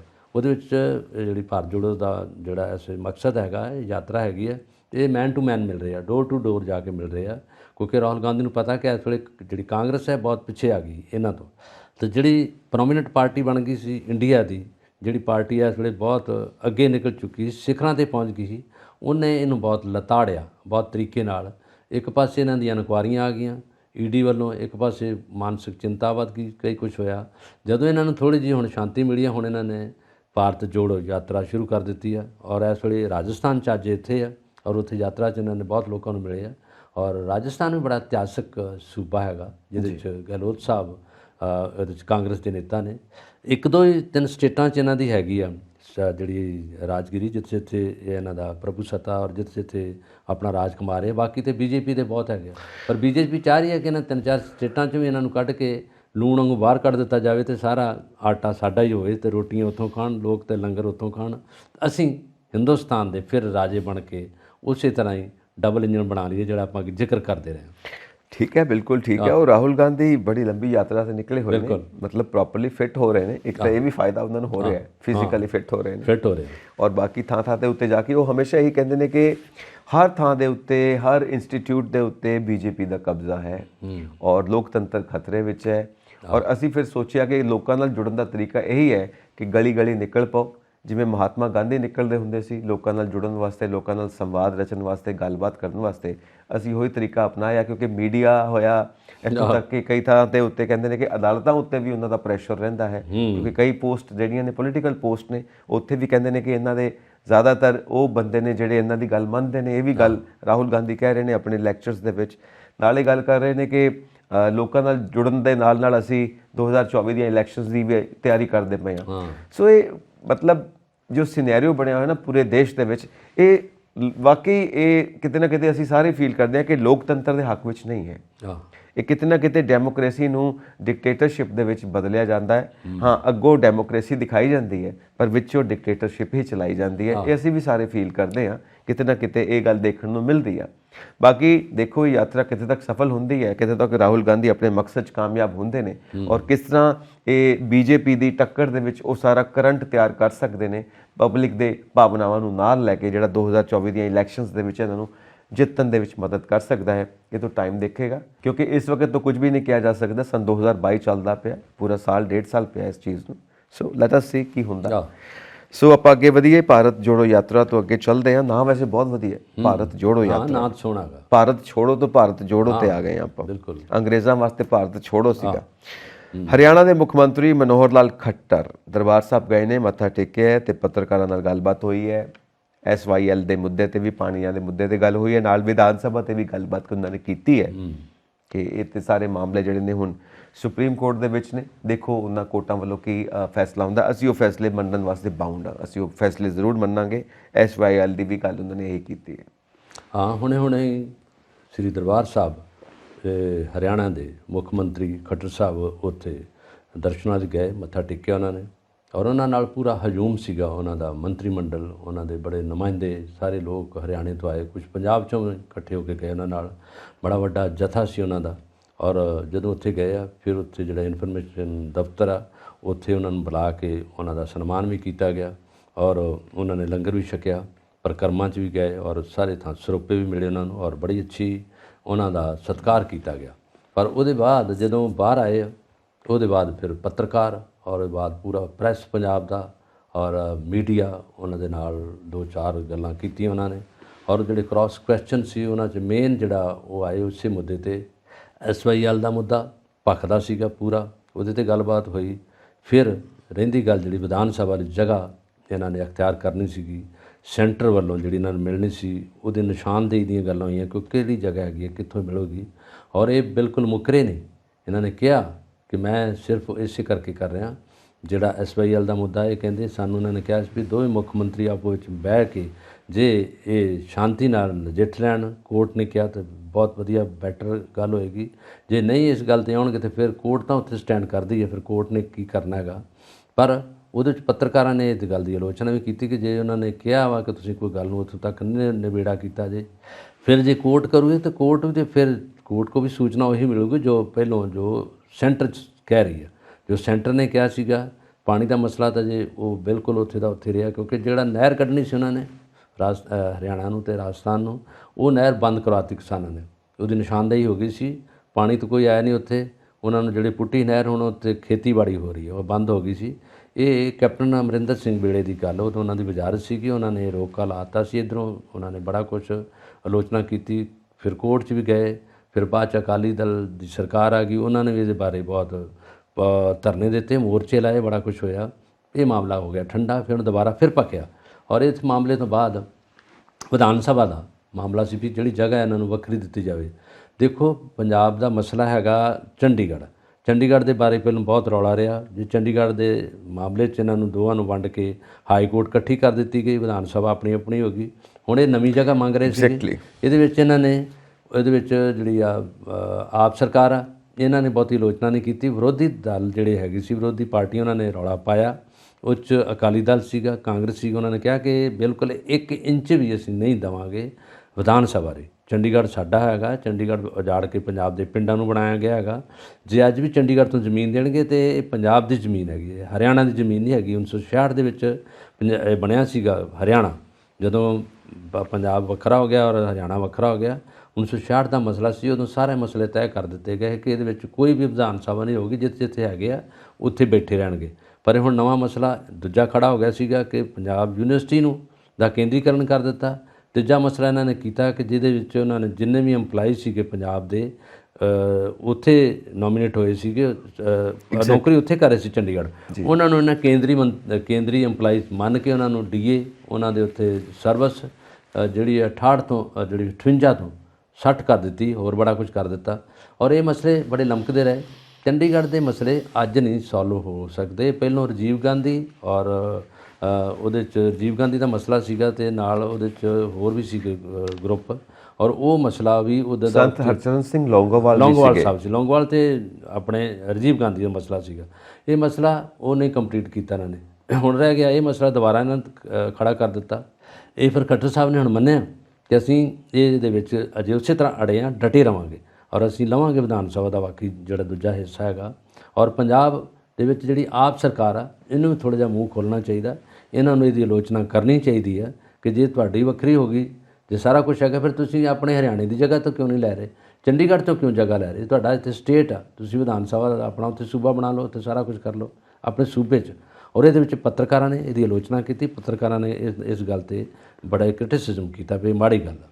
ਬਿਲਕੁਲ ਜੀ, ਮਾੜੀ ਗੱਲ ਹੈ। ਔਰ ਦੇਖੋ ਨਾ, ਗੱਲ ਇਹ ਹੈ ਕਿ ਇੱਕ ਸੇਮ ਮੁਲਕ ਹੈ ਔਰ ਸਾਡੇ ਵਿੱਚੋਂ ਹੀ ਹਰਿਆਣਾ ਨਿਕਲਿਆ, ਪੰਜਾਬ ਦੇ ਵਿੱਚੋਂ ਹੀ ਨਿਕਲਿਆ। ਹੁਣ ਅੱਜ ਇਹ ਵੰਡੀਆਂ ਪਾ ਕੇ ਇੱਦਾਂ ਬੈਠ ਗਏ ਆ ਔਰ ਗੱਲਬਾਤ ਕਰਨ ਦੇ ਤਰੀਕੇ ਤੋਂ ਇੱਦਾਂ ਲੱਗਦਾ ਕਿ ਜਿਵੇਂ ਦੋ ਵੱਖਰੇ ਵੱਖਰੇ ਮੁਲਕ ਨੇ। ਪੰਜਾਬ ਵੱਖਰਾ ਮੁਲਕ ਹੈ ਤੇ ਹਰਿਆਣਾ ਵੱਖਰਾ ਮੁਲਕ ਹੈ, ਤੇ ਇੱਕ ਦੂਜੇ ਕੋਲ ਜਾਣ ਵਾਸਤੇ ਵੀਜ਼ਾ ਚਾਹੀਦਾ, ਪਾਸਪੋਰਟ ਚਾਹੀਦਾ। ਮਤਲਬ ਇੱਦਾਂ ਦੀਆਂ ਗੱਲਾਂ ਤੁਸੀਂ ਕਰਦੇ ਹੋ। ਔਰ ਕਿਤੇ ਨਾ ਕਿਤੇ ਇਹ ਵੀ ਗੱਲਾਂ ਹੁੰਦੀਆਂ ਨੇ ਕਿ ਜੇ ਪੰਜਾਬ ਦਾ ਪਾਣੀ ਮੁਫਤ ਨਾ ਦਿੱਤਾ ਜਾਂਦਾ ਤੇ ਅੱਜ ਪੰਜਾਬ ਦਾ ਸਾਰਾ ਕਰਜ਼ਾ ਨੱਥਾ ਹੋਣਾ ਸੀ, ਜੇ ਰਾਜਸਥਾਨ ਨੂੰ ਮੁਫਤ ਪਾਣੀ ਨਾ ਦਿੰਦੇ। ਇਹ ਵੀ ਗੱਲਾਂ ਹੁੰਦੀਆਂ ਨੇ। ਸੋ ਐਕਸਪਰਟਸ ਨੇ ਸਭ ਆਪਣੀ ਆਪਣੀ ਸਮੇਂ ਦੇ ਮੁਤਾਬਿਕ, ਆਪਣੀ ਆਪਣੀ ਬੁੱਧੀ ਦੇ ਮੁਤਾਬਿਕ ਸਭ ਐਨਾਲਿਸਿਸ ਕਰਦੇ ਨੇ ਔਰ ਗੱਲਬਾਤ ਕਰਦੇ ਨੇ। ਪਰ ਮੁੱਕਦੀ ਗੱਲ ਇਹ ਹੈ ਕਿ ਦੇਸ਼ ਦੇ ਅੰਦਰ ਦੇ ਮਸਲੇ ਮਿਲ ਜੁਲ ਕੇ ਸੋਲਵ ਕਰੋ। ਕੁਦਰਤੀ ਸਾਧਨ ਤਾਂ ਉਹੀ ਨੇ ਜੋ ਕੁਦਰਤ ਨੇ ਦਿੱਤੇ ਨੇ, ਧਰਤੀ ਵੀ ਉਹੀ ਹੋਇਆ, ਪਾਣੀ ਵੀ ਉਹੀ ਹੋਇਆ, ਆਬੋ ਹਵਾ ਵੀ ਉਹੀ ਹੋਇਆ। ਹੁਣ ਉਹਨੂੰ ਸਹੀ ਤਰੀਕੇ ਨਾਲ ਕਿਵੇਂ ਵਰਤਣਾ ਹੈ, ਇਹ ਸਾਡੀ ਸਮਝਦਾਰੀ ਹੈ। ਜੇ ਇੱਕ ਦੂਜੇ ਨਾਲ ਲੜੀ ਜਾਣਾ, ਖਹਿਬਾਜ਼ੀ ਤੇ ਰੱਸਾਕਸ਼ੀ ਕਰਨੀ ਹੈ, ਤੇ ਫਿਰ ਤੇ ਕੋਈ ਮਸਲਾ ਸੋਲਵ ਨਹੀਂ ਹੋਣਾ। ਸੋ ਇਹ ਮੇਰੀ ਪਾਰਟੀ ਖੇਡਣਾ, ਮੇਰਾ ਪੰਜਾਬ ਤੇ ਮੇਰਾ ਹਰਿਆਣਾ ਆਪਸ ਟਕਰਾਓ ਦੀ ਸਥਿਤੀ ਪੈਦਾ ਕਰਨਾ, ਇਸ ਤਰ੍ਹਾਂ ਨਹੀਂ ਹੋਣਾ ਚਾਹੀਦਾ। ਇਹ ਤਾਂ ਵਿਦੇਸ਼ੀ ਲੋਕ ਤਾਂ ਇਹ ਵੀ ਦੇਖਦੇ ਨੇ ਕਿ ਸਾਡੇ ਭਾਰਤ ਦੇ ਵਿੱਚ ਜਿਹੜੇ ਵੱਖ-ਵੱਖ ਸੂਬੇ ਨੇ, ਉਹਦੇ ਵਿੱਚ ਪੋਲੀਟੀਕਲ ਪਾਰਟੀਜ਼ ਕਿੱਦਾਂ ਬਿਹੇਵ ਕਰਦੀਆਂ ਨੇ, ਕਿਉਂਕਿ ਉਹਨਾਂ ਨੇ ਜੋ ਇਨਵੈਸਟਮੈਂਟਸ ਕਰਨੀਆਂ ਨੇ, ਕੰਪਨੀਆਂ ਨੂੰ ਕੰਮ ਕਰਨ ਵਾਸਤੇ ਭੇਜਣਾ, ਕਿੱਥੇ ਭੇਜਣ ਨਾ ਭੇਜਣ। ਕਿਉਂਕਿ ਜਦੋਂ ਤੱਕ ਪੋਲੀਟੀਕਲ ਸਟੇਬਿਲਿਟੀ ਨਹੀਂ ਹੈ, ਇੱਦਾਂ ਦੀਆਂ ਗੱਲਾਂ ਔਰ ਇੱਦਾਂ ਦੇ ਤੁਸੀਂ ਬਿਆਨ ਦਿੰਦੇ ਹੋ, ਤੇ ਐਬਰੋਡ ਦੇ ਵਿੱਚ ਇੰਟਰਨੈਸ਼ਨਲ ਲੈਵਲ ਦੇ ਉੱਤੇ ਸਾਡਾ ਜੋ ਇਮੇਜ ਬਣਦਾ, ਉਹ ਬਿਜ਼ਨਸ ਵਾਸਤੇ ਸੂਟੇਬਲ ਨਹੀਂ ਹੁੰਦਾ। ਕਿਉਂਕਿ ਇਸ ਤਰ੍ਹਾਂ ਦੀਆਂ ਗੱਲਾਂ ਕਰਕੇ ਤੁਸੀਂ ਆਪਣੇ ਪਾਰਟੀ ਵਰਕਰਸ ਨੂੰ ਜਾਂ ਆਪਣੇ ਵੋਟ ਬੈਂਕ ਨੂੰ ਤਾਂ ਖੁਸ਼ ਕਰ ਲੈਂਦੇ ਹੋ, ਪਰ ਜਿਹੜੀ ਬਿਜ਼ਨਸ ਕਮਿਊਨਿਟੀ ਹੈ ਉਹਨੂੰ ਨਾਰਾਜ਼ ਕਰ ਲੈਂਦੇ ਹੋ। ਕਿਉਂਕਿ ਉਹ ਨਾਰਾਜ਼ ਇਸ ਕਰਕੇ ਹੁੰਦੀ ਕਿ ਉਹਨਾਂ ਨੂੰ ਆਪਣੀ ਪੈਸੇ ਦੀ ਰਿਟਰਨ ਨੂੰ ਲੈ ਕੇ ਉਹਨਾਂ ਨੂੰ ਹਮੇਸ਼ਾ ਇਸ ਚੀਜ਼ ਦਾ ਰਿਸਕ ਰਹਿੰਦਾ। ਤੇ ਇੱਥੇ ਕਿ ਪੰਜਾਬ ਦੇ ਵਿੱਚ ਜਾਂ ਹਰਿਆਣਾ ਦੇ ਵਿੱਚ ਸਟੇਬਿਲਿਟੀ ਨਹੀਂ ਹੈ ਪੋਲੀਟੀਕਲ, ਤਾਂ ਅਸੀਂ ਪੈਸਾ ਲਗਾ ਕੇ ਐਟ ਰਿਸਕ ਨਾ ਹੋ ਜਾਈਏ। ਸੋ ਇਹ ਸਭ ਗੱਲਾਂ ਧਿਆਨ ਵਿੱਚ ਰੱਖਣੀਆਂ ਚਾਹੀਦੀਆਂ ਨੇ। ਵੈਸੇ ਜਿਹੜੀ ਪੰਜਾਬ ਤੇ ਹਰਿਆਣੇ ਦੀ ਪਾਣੀ ਦੀ ਵੰਡ ਹੈ ਨਾ, ਇਹਦਾ ਮਸਲਾ ਇੱਦਾਂ ਪੁਰਾਣਾ ਲਟਕਿਆ, ਬਹੁਤ ਪੁਰਾਣਾ, ਜਿਉਂ ਦਾ ਤਿਉਂ ਹੈ ਉਸੇ ਤਰ੍ਹਾਂ ਦਾ। ਪਾਣੀ ਦੀ ਵੰਡ ਜਿਹੜੀ ਹੈਗੀ ਆ, ਪੰਜਾਬ ਕੋ ਪਾਣੀ ਤਾਂ ਅੱਗੇ ਪਹਿਲਾਂ ਹੀ ਥੋੜ੍ਹਾ ਹੈਗਾ, ਕਿਉਂਕਿ ਜੇ 5 ਦਰਿਆਵਾਂ ਦੀ ਧਰਤੀ ਕਿਹਾ ਜਾਂਦਾ ਸੀ, ਉਹ ਤਾਂ 2.5 ਦਰਿਆ ਰਹਿ ਗਏ। ਸਤਲੁਜ ਤੇ ਬਿਆਸ 2 ਦਰਿਆ ਪਾਣੀ ਦੇ ਰਹੇ ਆ, ਬਾਕੀ ਤਾਂ ਪਾਣੀ ਜੇ ਛੋਟੀ ਮੋਟੀ ਨਦੀਆਂ ਉਹਨਾਂ 'ਚ ਪਾਣੀ ਬਿਲਕੁਲ ਨਹੀਂ ਗਾ ਰਿਹਾ। ਧਰਤੀ ਦੇ ਥੱਲੇ ਵੀ ਪਾਣੀ ਬਹੁਤ ਘੱਟ ਰਹਿ ਗਿਆ, ਔਰ ਅਸੀਂ ਝੋਨਾ ਲਾਉਣੋਂ ਅਜੇ ਹਟੇ ਨਹੀਂ, ਔਰ ਉਸੇ ਤਰ੍ਹਾਂ ਮੱਕੀ ਦੀਆਂ ਫਸਲਾਂ ਜਾਂ ਜਿਹਦੇ ਵਿੱਚ ਅਸੀਂ ਦਾਲਾਂ ਚਾਹੁੰਦੇ ਹਾਂ ਜਾਂ ਸਬਜ਼ੀਆਂ ਚਾਹੁੰਦੇ ਉਹ ਹੈ ਨਹੀਂ। ਔਰ ਮੱਧ ਤੋਂ ਵੱਧ ਮਾਰ ਜਿਹੜੀ ਆ ਦਿੱਤੀ ਹੈ, ਹਰਿਆਣਾ 'ਚ ਵੀ ਝੋਨਾ ਓਨਾ ਹੀ ਹੋ ਰਿਹਾ, ਔਰ ਪੰਜਾਬ 'ਚ ਵਿੱਚ ਵੀ। ਔਰ ਜਿਹੜੀ ਖੇਤੀਬਾੜੀ ਜ਼ਿਆਦਾ ਹੈਗੀ ਆ ਹਿਮਾਚਲ 'ਚ ਤਾਂ ਹੈ ਹੀ ਨਹੀਂ, ਉੱਥੇ ਘੱਟ ਆਉਂਦਾ ਕਿਉਂਕਿ ਜ਼ਮੀਨ ਉੱਥੇ ਪੱਧਰੀ ਨਹੀਂ ਗੀ, ਔਰ ਪਾਣੀ ਉਹਨਾਂ ਕੋਲ ਬਹੁਤ ਹੈਗਾ। ਹਿਮਾਚਲ ਨਾਲ ਕਦੀ ਪਾਣੀ ਦਾ ਰੌਲਾ ਨਹੀਂ ਪਿਆ। ਇਹ ਦੋਵੇਂ ਸੂਬੇ ਆਪਸ ਵਿੱਚ ਲੜਦੇ ਰਹੇ ਅਤੇ ਲੜਦੇ ਰਹਿਣਗੇ ਵੀ, ਕਿਉਂਕਿ ਅਜੇ ਤੱਕ ਜਦੋਂ ਕਿ ਉੱਥੇ ਆਪੋਜੀਸ਼ਨ ਦੂਜੀ ਸਰਕਾਰ ਬਣੀ ਰਹਿੰਦੀ ਹੈ। ਹੁਣ ਪੰਜਾਬ 'ਚ ਆਪ ਸਰਕਾਰ ਹੈਗੀ ਆ, ਉਹਨਾਂ ਕੋਲ ਦੂਜੀ BJP ਸਰਕਾਰ ਹੈਗਾ, ਔਰ ਇਹਦੇ ਵਿੱਚ 2 ਤਰ੍ਹਾਂ ਦੀ ਲੜਾਈ, ਕਿਤੇ ਵੀ ਸਿੱਟਾ ਨਹੀਂ ਨਿਕਲੂਗਾ, ਕਿਉਂਕਿ ਜੁਡੀਸ਼ਰੀ ਨੇ ਕਹਿਤਾ ਕਿ ਤੁਸੀਂ ਜੇ ਮੰਨਣਾ ਤਾਂ ਆਪਾਂ ਦੋਵੇਂ ਪਰ ਜਿਹੜੇ ਮੁੱਖ ਮੰਤਰੀ ਰਲ ਕੇ ਸਮਝੌਤਾ ਕਰ ਲਓ। ਕਦੀ ਵੀ ਨਹੀਂ ਹੋ ਸਕਦਾ, ਕਿਉਂਕਿ ਕੌਣ ਕਹੂਗਾ ਕਿ ਅਸੀਂ ਇਹ ਕਹਿ ਦੇਣਗੇ ਪਾਣੀ ਲੈ ਲਓ, ਉਹ ਕਹਿ ਦੇਣਗੇ ਕਿ ਸਾਨੂੰ ਪਾਣੀ ਨਹੀਂ ਚਾਹੀਦਾ। ਇਹ ਦੋਵਾਂ ਦਾ ਧਿਰਾਂ ਦਾ ਰੌਲਾ ਰਹਿਣਾ, ਇਸੇ ਕਰਕੇ ਰਹਿਣਾ। ਜੁਡੀਸ਼ਰੀ ਨੇ ਵੀ ਆਪ ਡਿਸਾਈਡ ਨਹੀਂ ਕੀਤਾ, ਇਹਨਾਂ ਦੇ ਗਲ 'ਚ ਪਾਤਾ। ਇਹ ਮਰੇ ਸੱਪ ਵਾਲੀ ਗੱਲ ਹੀ ਹੈ, ਨਾ ਹੁਣ ਲੱਥਣਾ ਤੇ ਨਾ ਉਹ ਖਹਿੜਾ ਛੁੱਟਣਾ, ਇਸੇ ਤਰ੍ਹਾਂ ਚੱਲਦਾ ਰਹਿਣਾ। ਔਰ ਤੁਸੀਂ ਦੇਖੋ ਥੋੜ੍ਹੇ ਦਿਨ ਪਹਿਲਾਂ ਦੀ ਗੱਲ ਹੈ ਕਿ ਇੱਕ ਪੋਲੀਟੀਕਲ ਲੀਡਰਸ ਹੈ, ਉਹਨਾਂ ਦੇ ਵੱਲੋਂ ਇਹ ਬਿਆਨ ਵੀ ਆਇਆ ਜਿਨ੍ਹਾਂ ਨੇ ਪੰਜਾਬ ਦੇ ਲੋਕਾਂ ਨੂੰ ਬੇਵਕੂਫ ਤੱਕ ਕਹਿ ਦਿੱਤਾ ਕਿ ਆਪਣੇ ਪਾਣੀ ਨੂੰ ਤੁਸੀਂ ਇੱਦਾਂ ਸਹੀ ਗੱਲ ਉਹ ਵਰਤਦੇ ਪਏ ਹੋ। ਉਹ ਇਹਨਾਂ ਦੇ ਮੰਤਰੀ ਸਾਹਿਬ ਨੇ, ਕਿਉਂਕਿ ਪਾਣੀ ਇਸ ਕਰਕੇ ਵਰਤਦੇ ਕਿਉਂਕਿ ਬਿਜਲੀ ਫ੍ਰੀ ਹੈ, ਬਿਜਲੀ ਫ੍ਰੀ ਹੈ ਤਾਂ ਬਸ ਬਟਨ ਦੱਬਿਆ ਤੇ ਤੁਸੀਂ ਮੋਟਰ ਚਲਾ ਦਿੰਦੇ ਹੋ। ਔਰ ਇਹ ਜਿਹੜਾ ਪਾਣੀ ਹੈ, ਸਾਇੰਟਿਸਟ ਮੰਨਦੇ ਆ ਕਿ ਪੰਜਾਬ ਦੀ ਧਰਤੀ ਦੇ ਹੇਠਾਂ ਜਿਹੜਾ ਪਾਣੀ ਹੈ ਹੋਰ 20, 22 ਜਾਂ 25 ਸਾਲ ਤੱਕ ਸਾਡੇ ਕੋਲ ਰਹੇਗਾ। ਉਸ ਤੋਂ ਬਾਅਦ ਪੀਣ ਦੇ ਪਾਣੀ ਦੀ ਕਿੱਲਤ ਹੋ ਸਕਦੀ ਹੈ। ਇਹ ਬਾਰੇ ਗੱਲ ਹੋਰ ਹੈਗੀ ਹੈ, ਜੇ ਪਰਾਲੀ ਤੋਂ ਡਾਂਗ ਸੁੱਟ ਆਇਆ, ਸੈਂਟਰ ਨਾਲ ਆ, ਸਟੇਟ ਨਾਲ ਹੈ, ਔਰ ਲੋਕ ਐਕਸੀਡੈਂਟ ਨਾਲ ਮਰ ਰਹੇ ਆ, ਉਹ 'ਚ ਅੱਗ ਲਾਉਣੀ ਔਖੀ ਹੋ ਰਹੀ ਆ, ਕਿਤੇ ਉਹਨੂੰ ਕਿਤੇ ਨਿਬੇੜਾ ਨਹੀਂ ਹੋਇਆ, ਤੇ ਕਿਉਂ ਨਹੀਂ ਗਾ ਝੋਨੇ ਤੋਂ ਦੂਰ ਹੋ ਸਕਦੇ? ਪਰਾਲੀ ਕਿਤੋਂ ਉੱਤੋਂ ਤਾਂ ਨਹੀਂ ਡਿੱਗਦੀ, ਪਰਾਲੀ ਤਾਂ ਇੱਥੋਂ ਹੀ ਆ ਨਾ। ਝੋਨਾ ਲਾ ਕੇ ਸਾਡੀ ਪਰਾਲੀ ਜਿਹੜਾ ਬਾਈ ਪ੍ਰੋਡਕਟ ਆ, ਜਿਹੜਾ ਰਹਿੰਦ ਖੂੰਹਦ ਆ, ਉਹਦੀ ਬਣਦੀ ਆ ਨਾ। ਜੇ ਉਹਦੇ ਉਸੇ ਜਗ੍ਹਾ 'ਤੇ ਉਹਦਾ ਫਸਲੀ ਚੱਕਰ ਬਦਲ ਕੇ ਦਾਲਾਂ, ਉਹਦੇ ਵਿੱਚ ਤੁਸੀਂ ਸੂਰਜਮੁਖੀ ਆ, ਉਹਦੇ ਵਿੱਚ ਤਿਲ ਆ, ਉਹਦੇ ਵਿੱਚ ਅਲਸੀ ਆ, ਮਹਿੰਗੀਆਂ ਫਸਲਾਂ ਹੋਰ ਨਹੀਂ ਬੀਜੀਆਂ ਸਕਦੀਆਂ। ਇਹ ਜ਼ਮੀਨ ਆ, ਇਸ 'ਤੇ ਜੋ ਵੀ ਇੱਥੇ ਬੀਜ ਕਰ ਕੇ ਉਹਨਾਂ ਨੇ ਉਗਣਾ, ਉਹਨਾਂ ਨੇ ਵੱਡੇ ਹੋਣਾ, ਉਹਨਾਂ ਨੂੰ ਬੂਟੇ ਲੱਗਣੇ ਆ, ਉਹਨਾਂ ਨੂੰ ਝਾੜ ਪੈਣਾ ਹੈਗਾ। ਕਿਉਂ ਨਹੀਂ ਇਸੇ ਕਰ ਰਹੇ? ਇਹ ਨਾ ਤਾਂ ਕਿਸੇ ਸਾਇੰਸ ਵਿਗਿਆਨੀ, ਖੇਤੀਬਾੜੀ ਵਿਗਿਆਨੀ ਨੇ ਇਹਨਾਂ ਨੂੰ ਦੱਸਿਆ, ਨਾ ਕਿਸੇ ਅਰਥ ਸ਼ਾਸਤਰੀ ਨੇ ਗੱਲ ਕੀਤੀ ਆ, ਨਾ ਮੁੱਖ ਮੰਤਰੀ ਨੇ ਗੱਲ ਕੀਤੀ ਇਹਦੇ 'ਤੇ। ਇਹ ਮੁੱਦਾ ਇਸੇ ਤਰ੍ਹਾਂ ਇਹ ਜਾਣ ਕੇ 2 ਸਰਕਾਰਾਂ ਮੁੱਦੇ ਨੂੰ ਕਿਸੇ ਵੇਲੇ ਕਿਸ ਪਾਸੇ ਨਿਬੇੜਨਾ ਨਹੀਂ ਚਾਹ ਰਹੀਆਂ। ਨਹੀਂ ਤਾਂ ਆਉਣ ਲੱਗਿਆ ਇਹਨਾਂ ਨੇ ਕਿਹਾ ਸੀਗਾ ਮੁੱਖ ਮੰਤਰੀ ਨੇ ਕਿ ਤੁਸੀਂ ਸਿੱਧੀ ਬਿਜਾਈ ਕਰ ਲਓ ਇਹਦੀ, ਇਹ ਨਹੀਂ ਕਿਹਾ ਵੀ ਝੋਨਾ ਨਾ ਬੀਜੋ। ਇਹ ਫਿਰ ਕਿਹਾ 1500 ਰੁਪਏ ਉਹਨੂੰ ਦੇਵਾਂਗੇ ਜਿਹੜਾ ਸਿੱਧੀ ਬਿਜਾਈ ਕਰੂਗਾ ਝੋਨੇ ਦੇ ਬੀਜ ਨਾਲ ਹੀ, ਪਨੀਰੀ ਨਹੀਂ ਲਾਊਗਾ। ਜਿਹੜੀ ਹੁੰਦੀ ਨਾ ਪਨੀਰੀ ਪਹਿਲਾਂ ਬੀਜੀ ਜਾਂਦੀ ਝੋਨੇ ਦੀ, ਫਿਰ ਉਹਨੂੰ ਟਰਾਂਸਪਲਾਂਟ ਕਰਦੇ ਆ ਖੇਤ 'ਚ ਕੱਦੂ ਕਰਕੇ। ਪਾਣੀ ਬਹੁਤ ਚਾਹੀਦਾ ਉਹਨੂੰ, ਪਾਣੀ ਚਾਹੀਦਾ। ਇੱਕ ਤਾਂ ਪਾਣੀ ਦੀ ਕਿੱਲਤ ਹੋ ਗਈ, ਪਾਣੀ ਜ਼ਿਆਦਾ ਪਾਣੀ ਆਇਆ, ਮੋਟਰਾਂ ਚੱਲੀਆਂ, ਨਹਿਰਾਂ ਦਾ ਪਾਣੀ ਆਇਆ, ਜ਼ਮੀਨ ਤੋਂ ਪਾਣੀ ਜ਼ਿਆਦਾ ਗਿਆ। ਨੰਬਰ 2 ਰਹਿੰਦ ਖੂੰਹਦ, ਪਰਾਲੀ ਜਿਹੜੀ ਹੈਗੀ ਉਹਦਾ ਕੋਈ ਟਿਕਾਣਾ ਹੀ ਨਹੀਂ ਗਾ ਅਜੇ ਤੱਕ। ਨਹੀਂ, ਨਾ ਤਾਂ ਕੋਈ ਕਾਰਖਾਨਾ ਲੱਗ ਸਕਿਆ, ਨਾ ਗੱਤੇ ਦੀ ਫੈਕਟਰੀ ਨੂੰ ਦੇ ਸਕੇ, ਨਾ ਕੋਈ ਕਾਗਜ਼ ਬਣ ਸਕਿਆ। ਉਹ ਸੈਂਟਰ ਨੇ ਵੀ ਪੱਲਾ ਝਾੜਤਾ, ਇਹਨਾਂ ਕੋਈ ਰਿਹਾ। ਇਹ ਚੀਜ਼ਾਂ ਜਿਹੜੀਆਂ ਹੈਗੀਆਂ ਮੀਡੀਆ 'ਤੇ ਹੁੰਦੀਆਂ ਛਾਇਆ, ਮੀਡੀਆ 'ਤੇ ਗੱਲਬਾਤ ਹੁੰਦੀ ਆ, ਪਰ ਇਹਦਾ ਅਸਰ ਕਿਸਾਨਾਂ ਤੱਕ ਨਹੀਂ ਪਹੁੰਚਦਾ। ਖੇਤੀਬਾੜੀ ਵਿਗਿਆਨੀ ਇਹਦੇ 'ਤੇ ਕੋਈ ਗੱਲ ਨਹੀਂ ਕਰਦਾ। ਇਹ ਮਸਲਾ ਕੋਈ ਇੰਨਾ ਟੇਢਾ ਮਸਲਾ ਜ਼ਿਆਦਾ ਨਹੀਂ ਗਾ।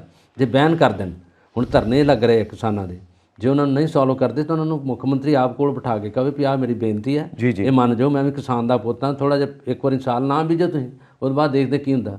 ਜਿਹੜੇ ਪਰਾਲੀ ਸਾੜਨ 'ਤੇ ਪੈਸਾ ਲੱਗ ਰਿਹਾ, ਮੈਂ ਤੁਹਾਡੇ ਖਾਤਿਆਂ 'ਚ ਪਾਊਂਗਾ, ਹੈ ਕਿ ਨਹੀਂ? ਜਿੰਨਾ ਪੈਸਾ ਤੁਹਾਡੇ 'ਤੇ ਬਰਬਾਦ ਹੋ ਰਿਹਾ ਸੀ, ਇਹ ਬੜਾ ਮਾਮੂਲੀ ਗੱਲ ਹੈਗੀ। ਉਹਨੂੰ ਫੈਕਟਰੀ ਵਾਲਿਆਂ ਨੂੰ ਕਿਹਾ ਗਿਆ ਕਿ ਤੁਸੀਂ ਆਪਣੀਆਂ ਭੱਠੀਆਂ 'ਚ ਬਾਲੋ, ਕਿੰਨੀ 20% ਲੱਗ ਜੂਗੀ। ਨਹੀਂ, ਭੱਠੇ ਆ ਜਿਹੜੇ ਇੱਟਾਂ ਵਾਲੇ ਆ, ਤੁਸੀਂ ਗੱਲ ਸਹੀ ਕੀਤੀ ਆ। ਉਹ ਧੂੰਆਂ ਕਿੱਥੇ ਜਾਣਾ? ਉਹ ਧੂੰਆਂ ਪਾਕਿਸਤਾਨ 'ਚ ਨਹੀਂ ਜਾਣਾ, ਇਹ ਪੰਜਾਬ 'ਚ ਹੀ ਰਹਿਣਾ। ਔਰ ਦੂਜੀ ਗੱਲ ਇਹ ਹੈ ਕਿ ਜਿੰਨਾ ਅਸੀਂ ਚੌਲ ਉਗਾਉਂਦੇ ਆ ਪੰਜਾਬ ਦੇ ਲੋਕ, ਉਹਦਾ ਸਿਰਫ 20% ਮੁਸ਼ਕਿਲ ਨਾਲ, ਹੱਦ 25% ਅਸੀਂ ਵਰਤਦੇ ਆ, ਬਾਕੀ ਤਾਂ ਸਭ ਸਪਲਾਈ ਹੋ ਰਿਹਾ। ਸਹੀ ਗੱਲ, ਬਿਲਕੁਲ ਸਾਡੀ ਲੋੜ ਹੀ ਨਹੀਂ ਹੈਗੀ। 60% ਜਿਹੜੀਆਂ 60 ਬੋਰੀਆਂ ਨਾ 100 ਚੋਂ ਕੱਲਾ ਪੰਜਾਬ ਦਿੰਦਾ, ਮੰਨ ਲਓ, ਤੇ ਖਾਂਦਾ ਕੌਣ ਹੈਗਾ? ਬਿਹਾਰ, ਫਿਰ UP, ਫਿਰ ਕੇਰਲਾ, ਫਿਰ ਮਦਰਾਸ, ਫਿਰ ਬਾਕੀ ਏਰੀਆ। ਇਹ ਕਿੱਥੇ ਹੈਗਾ? ਇਹ ਬੀਜਦੇ ਹੀ ਆ, ਇਹ ਬੀਜਣ ਦੇ ਚੋਰ ਹੀ ਆ। ਮੁੜ ਕੇ ਪੈਸਾ ਇਹਨਾਂ ਦਾ ਫਿਰ ਨਹੀਂ ਮਿਲਦਾ, ਫਿਰ ਧਰਨੇ ਲੱਗਦੇ ਆ। ਫਿਰ ਕੀ ਇਹਨਾਂ ਦੇ ਗਲ 'ਚ ਪੈ ਜਾਂਦਾ? ਪਰਾਲੀ ਨੂੰ ਕਿਤੇ ਕਿਸੇ ਪਾਸੇ ਉਹਦਾ ਸੋਲੂਸ਼ਨ ਨਹੀਂ ਅਜੇ ਤੱਕ ਆਇਆ। ਔਰ ਫਿਰ ਇਹ ਉਸ ਤੋਂ ਬਾਅਦ ਕੈਪਟਨ ਸਰਕਾਰ ਤੋਂ ਲੈ ਕੇ ਅਕਾਲੀ ਸਰਕਾਰ ਤੋਂ ਲੈ ਕੇ ਤੇ ਆਪ ਤੱਕ ਆਪ ਦੇ ਗਲੇ 'ਚ ਹੁਣ ਪਿਆ। ਹੁਣ ਇਹ ਆਪ ਪਤਾ ਨਹੀਂ ਕਰਦੀ ਕੀ ਕਰਦੀ ਹੈ, ਇਹਨਾਂ ਵੀ ਲਟਕਦਾ ਹੀ ਰੱਖਣਾ ਉਸੇ ਤਰ੍ਹਾਂ ਠੰਡੇ ਬਸਤੇ 'ਚ ਪਿਆ ਹੈਗਾ। ਫਿਰ ਕੌਣ ਹੈਗਾ ਇਹਦੇ 'ਚ? ਧਰਨੇ ਹੁੰਦੇ ਆ ਕਿਸਾਨਾਂ ਦੇ, ਕੰਮ ਕਿਹਨਾਂ ਦਾ ਨੁਕਸਾਨ ਹੁੰਦਾ? ਕਿਸਾਨਾਂ ਦਾ, ਖੇਤ ਮਜ਼ਦੂਰਾਂ ਦਾ। ਬੀਬੀਆਂ ਵਿਚਾਰੀਆਂ ਉੱਥੇ ਬੈਠੀਆਂ ਹੁੰਦੀਆਂ ਘਰ ਬਾਹਰ ਛੱਡ ਕੇ। ਹੁਣ ਫਿਰ ਜਦੋਂ ਜਾਂਦੇ ਆ ਸਿੰਘੂ ਬਾਰਡਰ ਤੇ ਕਿੰਨੀ ਦੇਰ ਲਾਏ ਆ, 1.5 ਸਾਲ ਉੱਥੇ ਰਹੇ ਆ, ਕਿਸਾਨ ਕਿੰਨੇ ਮਰੇ ਆ, ਕੀ ਕੁਛ ਹੋਇਆ। ਦੇਖੋ ਮਤਲਬ ਤੁਸੀਂ ਜੇ ਧਿਆਨ ਨਾਲ ਦੇਖੋ ਕੀ ਸੀਨ ਕੀ ਬਣਿਆ ਹੋਇਆ, ਮੁਲਕ ਦਾ ਕੀ ਸੀਨ ਬਣਿਆ ਹੋਇਆ। ਹਾਂ, ਧੁੰਦਲਾ ਸੀਨ ਅਜੀਬ ਜਿਹਾ ਲੱਗਦਾ ਕਈ ਵਾਰ ਕਿ ਇਹ ਕਿੱਦਾਂ ਕੰਮ ਹੋ ਰਹੇ ਨੇ, ਇਹ ਕਿੱਦਾਂ ਸਭ ਚੱਲਦਾ ਪਿਆ। ਰੱਬ ਹੀ ਆਸ ਰਿਹਾ ਸਭ ਕੁਝ, ਬਾਕੀ ਤੇ ਇਹ ਤਾਂ ਗੱਲਾਂ ਕਿਸੇ ਨਿਆਣੇ ਕੋ ਪੁੱਛ ਲਓ ਨਾ, 5ਵੀਂ 'ਚ ਪੜ੍ਹਦਾ ਜਾਂ 4ਥੀ ਜਮਾਤ 'ਚ ਪ੍ਰਾਇਮਰੀ ਸਕੂਲ 'ਚ, ਉਹ ਤੁਹਾਨੂੰ ਸੋਲੂਸ਼ਨ ਦੱਸ ਦੂਗਾ। ਉਹ ਬੱਚੇ ਇਸ ਵੇਲੇ ਇੰਨੇ ਇੰਟੈਲੀਜੈਂਟ, ਉਹ ਦੱਸ ਦੂਗਾ ਕਿ ਝੋਨਾ ਲਾਉਣਾ ਬੰਦ ਕਰ ਦਿਓ, ਨਾ ਲਾਓ। ਇਹ ਕਿਤੇ ਝੋਨਾ ਲਾਉਣਾ ਤੁਹਾਨੂੰ ਕਿਤੇ ਆਰਡਰ ਹੈਗਾ ਕਿਤੇ ਬ੍ਰਿਟਿਸ਼ ਕੰਪਨੀ ਦਾ ਕਿ ਉਹ ਲਾ ਰਹੀ ਹੈ, ਤੁਹਾਡਾ ਠੇਕਾ ਕੀਤਾ ਉਹਨਾਂ ਨੇ ਕਿ ਈਸਟ ਇੰਡੀਆ ਕੰਪਨੀ ਨੇ ਕੀਤਾ ਹੈ, ਤੁਹਾਡਾ ਆਪਣਾ ਹੀ ਹੈ, ਤੁਹਾਡਾ ਆਪਣਾ। ਈਸਟ ਇੰਡੀਆ ਕੰਪਨੀ ਨੇ ਕਿਹਾ ਸੀਗਾ ਕਿ ਨੀਲ ਦੀ ਖੇਤੀ ਕਰੋ, ਨੀਲ ਦੀ ਖੇਤੀ ਕਰੋ, ਤੇ ਉਹ ਨੀਲ ਦੀ ਖੇਤੀ ਕਰਵਾਈ। ਔਰ ਉਸ ਤੋਂ ਬਾਅਦ ਫਿਰ ਅੰਦੋਲਨ ਚੱਲਿਆ ਹੈ, ਨੀਲ ਦੀ ਖੇਤੀ ਕਰਾਂਗੇ ਤੇ ਅਸੀਂ ਰੋਟੀ ਕਿੱਥੋਂ ਖਾਣੀ ਹੈ। ਇੰਡੀਗੋ ਦੀ ਖੇਤੀ ਕਰਦੇ ਸੀਗੇ। ਸੋ ਇਹ ਚੰਪਾਰਨ ਦੇ ਵਿੱਚ ਫਿਰ ਅੰਦੋਲਨ ਚਲਾਇਆ, ਉਹ ਮਹਾਤਮਾ ਗਾਂਧੀ ਨੇ ਚਲਾਇਆ ਔਰ ਉਸ ਚੀਜ਼ ਦੇ ਵਿਰੁੱਧ ਉੱਠੇ ਕਿ ਅਸੀਂ ਨੀਲ ਦੀ ਖੇਤੀ ਨਹੀਂ ਕਰਨੀ, ਕਿਸਾਨ ਭੁੱਖੇ ਮਰਦੇ ਪਏ ਨੇ। ਔਰ ਅੱਜ ਪੰਜਾਬ ਨੂੰ ਝੋਨੇ ਤੇ ਕਣਕ ਦੇ ਚੱਕਰ 'ਚ ਪਾਇਆ ਹੋਇਆ। ਸਹੀ ਗੱਲ, ਇਹ ਦੋ ਹੀ ਫਸਲਾਂ ਚੱਲਦੀਆਂ। ਜੇ ਫਸਲਾਂ ਦਾ ਚੱਕਰ ਨਹੀਂ ਤੋੜਨਗੇ ਜਾਂ ਕਿਸਾਨ ਆਪ ਡਿਸਾਈਡ ਨਹੀਂ ਕਰਨਗੇ ਤੇ ਇਹ ਮਸਲਾ ਉੱਥੇ ਦਾ ਉੱਥੇ ਰਹੂਗਾ। ਹੋ ਸਕਦਾ ਕਿ ਜੇ ਪਰਾਲੀ ਦਾ ਮਸਲਾ ਜੇ ਸਰਕਾਰ ਸੋਲੂਸ਼ਨ ਚਾਹੁੰਦੀ ਹੈ ਤੇ ਇਹ ਗੱਲ ਤੇ ਧਿਆਨ ਗੋਚਰੇ ਕਰਕੇ ਤਾਂ ਹੋ ਸਕਦਾ। ਜੇ ਚਾਹੁੰਦੀ ਨਹੀਂ ਤੇ ਇਹਨਾਂ ਨੇ ਕਹਿਣਾ ਲਟਕਦਾ ਰਹਿਣ ਦਿਓ। ਜਿੱਦਾਂ ਕਸ਼ਮੀਰ ਦਾ ਮੁੱਦਾ ਇਹ ਲਟਕਦਾ ਰਿਹਾ, ਬੀਜੇਪੀ ਆਈ ਹੈ, ਥੋੜ੍ਹਾ ਬਹੁਤ ਇਹਨਾਂ ਨੇ ਕੀਤਾ, ਮੋਦੀ ਨੇ ਕੀਤਾ, ਉਹਦੇ ਵਿੱਚ 370 ਐਕਟ ਜਿਹੜਾ ਉਹਨੂੰ ਇੱਧਰ ਉੱਧਰ ਕੀਤਾ। ਉਹ ਨਹੀਂ ਤਾਂ ਉਹ ਵੀ ਮਸਲਾ ਇੱਦਾਂ ਰਿਹਾ ਕਸ਼ਮੀਰ ਦਾ, ਲੇਹ ਦਾ, ਚਾਈਨਾ ਦਾ ਜੋ ਹੈਗਾ। ਜਦੋਂ ਬਾੜ ਦੀ ਲੜਾਈ ਹੋਈ, ਜਿੰਨੀ ਜ਼ਮੀਨ ਸਾਰਾ ਕੁਝ ਚਾਈਨਾ ਲੈ ਗਿਆ। ਉਹ ਤੋਂ ਬਾਅਦ ਨਾ UN ਨੇ ਛਡਾਈ, ਨਾ ਇਹਨਾਂ ਨੇ ਕੁਝ ਕੀਤਾ। ਉਹ ਕਿਉਂਕਿ ਫਰਟਾਈਲ ਜ਼ਮੀਨ ਨਹੀਂ, ਪਹਾੜੀ ਏਰੀਆ ਹੈਗਾ। ਬਿਲਕੁਲ। ਪਰ ਫਿਰ ਵੀ ਇੰਚ ਜ਼ਮੀਨ ਜਿਹੜੀ ਹੈ ਦੂਜਾ ਦੇਸ਼ ਨਹੀਂ ਰੱਖ ਸਕਦਾ। ਸਾਡੇ ਆਪਣੇ ਦੇਸ਼ ਦੀ ਜ਼ਮੀਨ ਹੈਗੀ ਹੈ, ਇਹਨਾਂ ਨੂੰ ਇਹਨਾਂ ਚੀਜ਼ਾਂ 'ਤੇ ਲੜਨਾ ਚਾਹੀਦਾ। ਕਈ ਚੀਜ਼ਾਂ ਨੂੰ ਇਗਨੋਰ ਮਾਰ ਦਿੰਦੇ ਆ, ਫਿਰ ਲੜਦੇ ਕਿੱਥੇ ਆ ਜਿੱਥੇ ਕੋਈ ਮਸਲਾ ਹੀ ਨਹੀਂ ਹੁੰਦਾ। ਮਸਲਾ ਮੁੜ ਕੇ ਬਾਅਦ ਚ ਲੱਗਦਾ ਕਿੰਨੇ ਬੰਦੇ ਮਰ ਗਏ ਆ ਤੇ ਮਸਲਾ ਕੀ ਆਂਦਾ ਕੋਈ ਵੀ ਨਹੀਂ। ਉਹ ਸੀਗਾ। ਸੋ ਇਸੇ ਗੱਲ ਨੂੰ ਅੱਗੇ ਤੋਰਦੇ ਆ ਕਿ 15 ਦਸੰਬਰ ਦੀ ਡੇਟ ਦਿੱਤੀ ਹੋਈ ਹੈ ਕਿਸਾਨ ਜਥੇਬੰਦੀਆਂ ਨੇ ਕਿ ਸਾਰੇ ਪੰਜਾਬ ਦੇ ਵਿੱਚ ਜਿਹੜੇ ਟੋਲ ਪਲਾਜ਼ਾ ਨੇ ਉਹ ਬੰਦ ਕਰਵਾ ਦੇਵਾਂਗੇ ਜੇ ਸਾਡੀਆਂ ਮੰਗਾਂ ਨਹੀਂ ਮੰਨੀਆਂ ਗਈਆਂ ਤਾਂ 15 ਦਸੰਬਰ ਡੈਡਲਾਈਨ। ਇਹ ਖੰਨਾ ਜੀ ਬਹੁਤ ਵੱਡੀ ਖਬਰ ਆ, ਇਹ ਬਹੁਤ ਵੱਡੀ ਖਬਰ ਜਿਹੜੀ ਖਬਰ ਕੱਢਦੇ ਜੇ ਅੱਛੀ ਹੈ। ਇਹ ਸਾਰਿਆਂ ਲੋਕਾਂ ਦੇ ਜਨਤਾ ਲਈ ਬੜੀ ਲਾਭਦਾਇਕ ਔਰ ਬੜੀ ਫਾਇਦੇਮੰਦ ਹੈਗੀ ਆ ਕਿਉਂਕਿ ਕਿਸਾਨਾਂ ਨੇ ਅੱਗੇ 1.5 ਸਾਲ ਧਰਨੇ ਜਦੋਂ ਲਾਏ ਸੀ ਉਦੋਂ ਵੀ ਜਿਹੜੇ ਲੋਕ ਨੇ ਜਨਤਾ ਨੇ ਫ੍ਰੀ ਆਫ ਕਾਸਟ ਗੱਡੀਆਂ ਲਗਾਈਆਂ। ਉਦੋਂ ਬਾਅਦ ਇਹਨਾਂ ਕੀ ਕੀਤਾ, ਜਿਹੜੀ ਵਹੀਕਲ ਮੋਟਰ ਐਕਟ ਹੈਗਾ ਇਹਨਾਂ ਦਾ ਸੈਂਟਰ ਦਾ, ਇਹਨਾਂ ਨੇ ਕਰਤਾ ਡਬਲ, ਉਹਨੂੰ ਡਬਲ ਕਰਤਾ। ਜਿੱਥੇ 60 ਸੀ 120 ਹੋ ਗਿਆ। ਤੁਸੀਂ ਲੁਧਿਆਣਾ ਵੇਖ ਲਓ, ਲੁਧਿਆਣਾ ਦਾ ਜਿਹੜਾ ਸਤਲੁਜ ਕ੍ਰਾਸ ਕਰਦੇ ਆ ਉੱਥੇ ਇਸ ਵੇਲੇ 800 ਤੋਂ ਉੱਪਰ ਹੋਇਆ, ਇੱਕੋ ਹੀ ਆਉਣ ਦਾ ਡਬਲ ਕਰ ਦਿੱਤੇ ਆ ਕਿਉਂਕਿ ਇਹਨਾਂ ਕਿਹਾ ਕਿ ਪਿਛਲਾ ਜਿਹੜਾ ਪੈਸਾ ਸੀ ਸਾਡਾ ਅਣਾਈ ਗਿਆ ਉਹਨੂੰ ਪੂਰਾ ਕਰੋ। ਹੁਣ ਤੁਸੀਂ ਅੰਮ੍ਰਿਤਸਰ ਨੂੰ ਜਦੋਂ ਜਾਂਦੇ ਜੇ ਸ੍ਰੀ ਦਰਬਾਰ ਸਾਹਿਬ ਮੱਥਾ ਟੇਕਣ ਲਈ, ਤੁਹਾਨੂੰ 2 ਟੋਲ ਪਲਾਜ਼ੇ ਕ੍ਰਾਸ ਕਰਨੇ ਪੈਣਗੇ ਔਰ ਉਹਦੇ ਵਿੱਚ ਪਹਿਲੋਂ ਡਬਲ ਪੈਸੇ ਲੈ ਲੈਣਗੇ। ਇੱਕ ਅੱਗੇ ਹੈਗਾ 10 ਕਿਲੋਮੀਟਰ, ਇੱਕ ਤਾਂ ਜੰਡਿਆਲੇ ਤੋਂ ਨੇੜੇ ਹੈਗਾ, ਜੰਡਿਆਲੇ ਤੋਂ ਅੱਗੇ ਜਾ ਕੇ 10 ਕਿਲੋਮੀਟਰ ਰਹਿ ਜਾਂਦਾ ਅੰਮ੍ਰਿਤਸਰ, ਫਿਰ ਉੱਥੇ ਹੈਗਾ। ਔਰ ਉਹਦੇ ਵਿੱਚ ਇਹਨਾਂ ਨੇ ਗ੍ਰਹਿ ਮੰਤਰੀ ਨੇ ਕਿਹਾ ਸੀਗਾ ਔਰ ਇਹਨਾਂ ਨੇ ਕਿਹਾ ਸੀ ਕਿ ਅਸੀਂ 60 ਕਿਲੋਮੀਟਰ ਦੇ ਵਿੱਚ ਜਿਹੜਾ ਹੈਗਾ ਉਹਦੇ ਵਿੱਚ ਨਹੀਂ ਲਵਾਂਗੇ ਪੈਸਾ, ਉਦੋਂ ਅੱਗੇ ਟੂਲ ਪਲਾਜ਼ਾ ਨਹੀਂ ਹੋਊਗਾ। ਅਤੇ ਉਹਦੇ ਵਿੱਚ ਵੇਖ ਇਹਨਾਂ ਦੇ 90 ਕਿਲੋਮੀਟਰ ਦੇ 3 ਟੋਲ ਪਲਾਜ਼ੇ ਲਾਤੇ ਆ ਕਿਉਂਕਿ ਦਰਬਾਰ ਸਾਹਿਬ ਨਤਮਸਤਕ ਹੋਣ ਲਈ, ਦਰਸ਼ਨ ਕਰਨ ਲਈ ਐਤਵਾਰ ਬਹੁਤ ਲੋਕ ਜਾਂਦੇ ਆ, ਬਹੁਤ ਦਰਸ਼ਨ ਅਭਿਲਾਸ਼ੀ ਜਾਂਦੇ ਲੋਕ, ਅੱਜ ਵੀ ਜਾ ਰਹੇ ਆ, ਕੱਲ੍ਹ ਵੀ ਜਾ ਰਹੇ ਆ। ਲੋਕ ਜਦੋਂ ਜਾਂਦੇ ਦਰਸ਼ਨ ਕਰਨ ਲਈ ਉਹ ਬਾਤ ਨਹੀਂ ਕਰਦੇ, ਆਂਦੇ ਦਿਓ ਕੋਈ ਗੱਲ ਨਹੀਂ। ਪਰ ਕਿਸਾਨਾਂ ਨੇ ਇਹ ਸਹਿਯੋਗ ਦਿੱਤਾ। ਹੁਣ ਇੱਕ ਹੈਗਾ 15 ਦਸੰਬਰ ਤੋਂ ਲੈ ਕੇ 15 ਜਨਵਰੀ ਤੱਕ ਮਹੀਨਾ ਜਿਹੜਾ ਰਹਿਣਾ ਇਹਨਾਂ ਨੇ। ਫਿਰ ਉਸ ਤੋਂ ਬਾਅਦ ਜੇ 1 ਸਾਲ ਪੂਰਾ ਕੱਢ ਦੇਣਗੇ ਤਾਂ ਅੱਛੀ ਗੱਲ ਹੈ ਕਿਉਂਕਿ ਲੋਕ ਤੰਗ ਨੇ ਇਸ ਗੱਲ ਤੋਂ। ਪਹਿਲਾਂ ਤੇਲ ਮਹਿੰਗਾ, ਤੇਲ ਤੋਂ ਬਾਅਦ ਗੱਡੀ ਦਾ ਮੇਨਟੇਨੈਂਸ ਹੈਗਾ, ਫਿਰ ਰਾਹ 'ਚ ਉਹਨਾਂ ਨੇ ਖਾਣਾ ਪੀਣਾ ਵੀ ਹੈਗਾ, ਉਹ ਪੈਸਾ ਲੱਗੂਗਾ, ਫਿਰ ਟੋਲ ਪਲਾਜ਼ਾ ਲੱਗ ਜਾਣਗੇ। ਪਰ ਇਹ ਪੰਜਾਬ ਦੇ ਲੋਕ ਕਿਉਂ ਨਹੀਂ ਬੋਲਦੇ? ਪੰਜਾਬ ਦੀ ਜਨਤਾ ਨੂੰ ਵੀ ਬੋਲਣਾ ਚਾਹੀਦਾ। ਯੂਥ ਜਿਹੜੇ ਆ ਉਹ ਕੀ ਕਰਦੇ ਉਹਨਾਂ ਨੂੰ ਪਤਾ ਹੋਣਾ ਚਾਹੀਦਾ ਕਿ ਪੈਸਾ ਅਸੀਂ ਜਾਂ ਕਿਉਂ ਦੇ ਰਹੇ ਹਾਂ। ਔਰ ਜਿਹਦੇ ਵਿੱਚ 3-3 4-4 ਟੋਲ ਪਲਾਜ਼ੇ ਲੱਗੇ ਆ।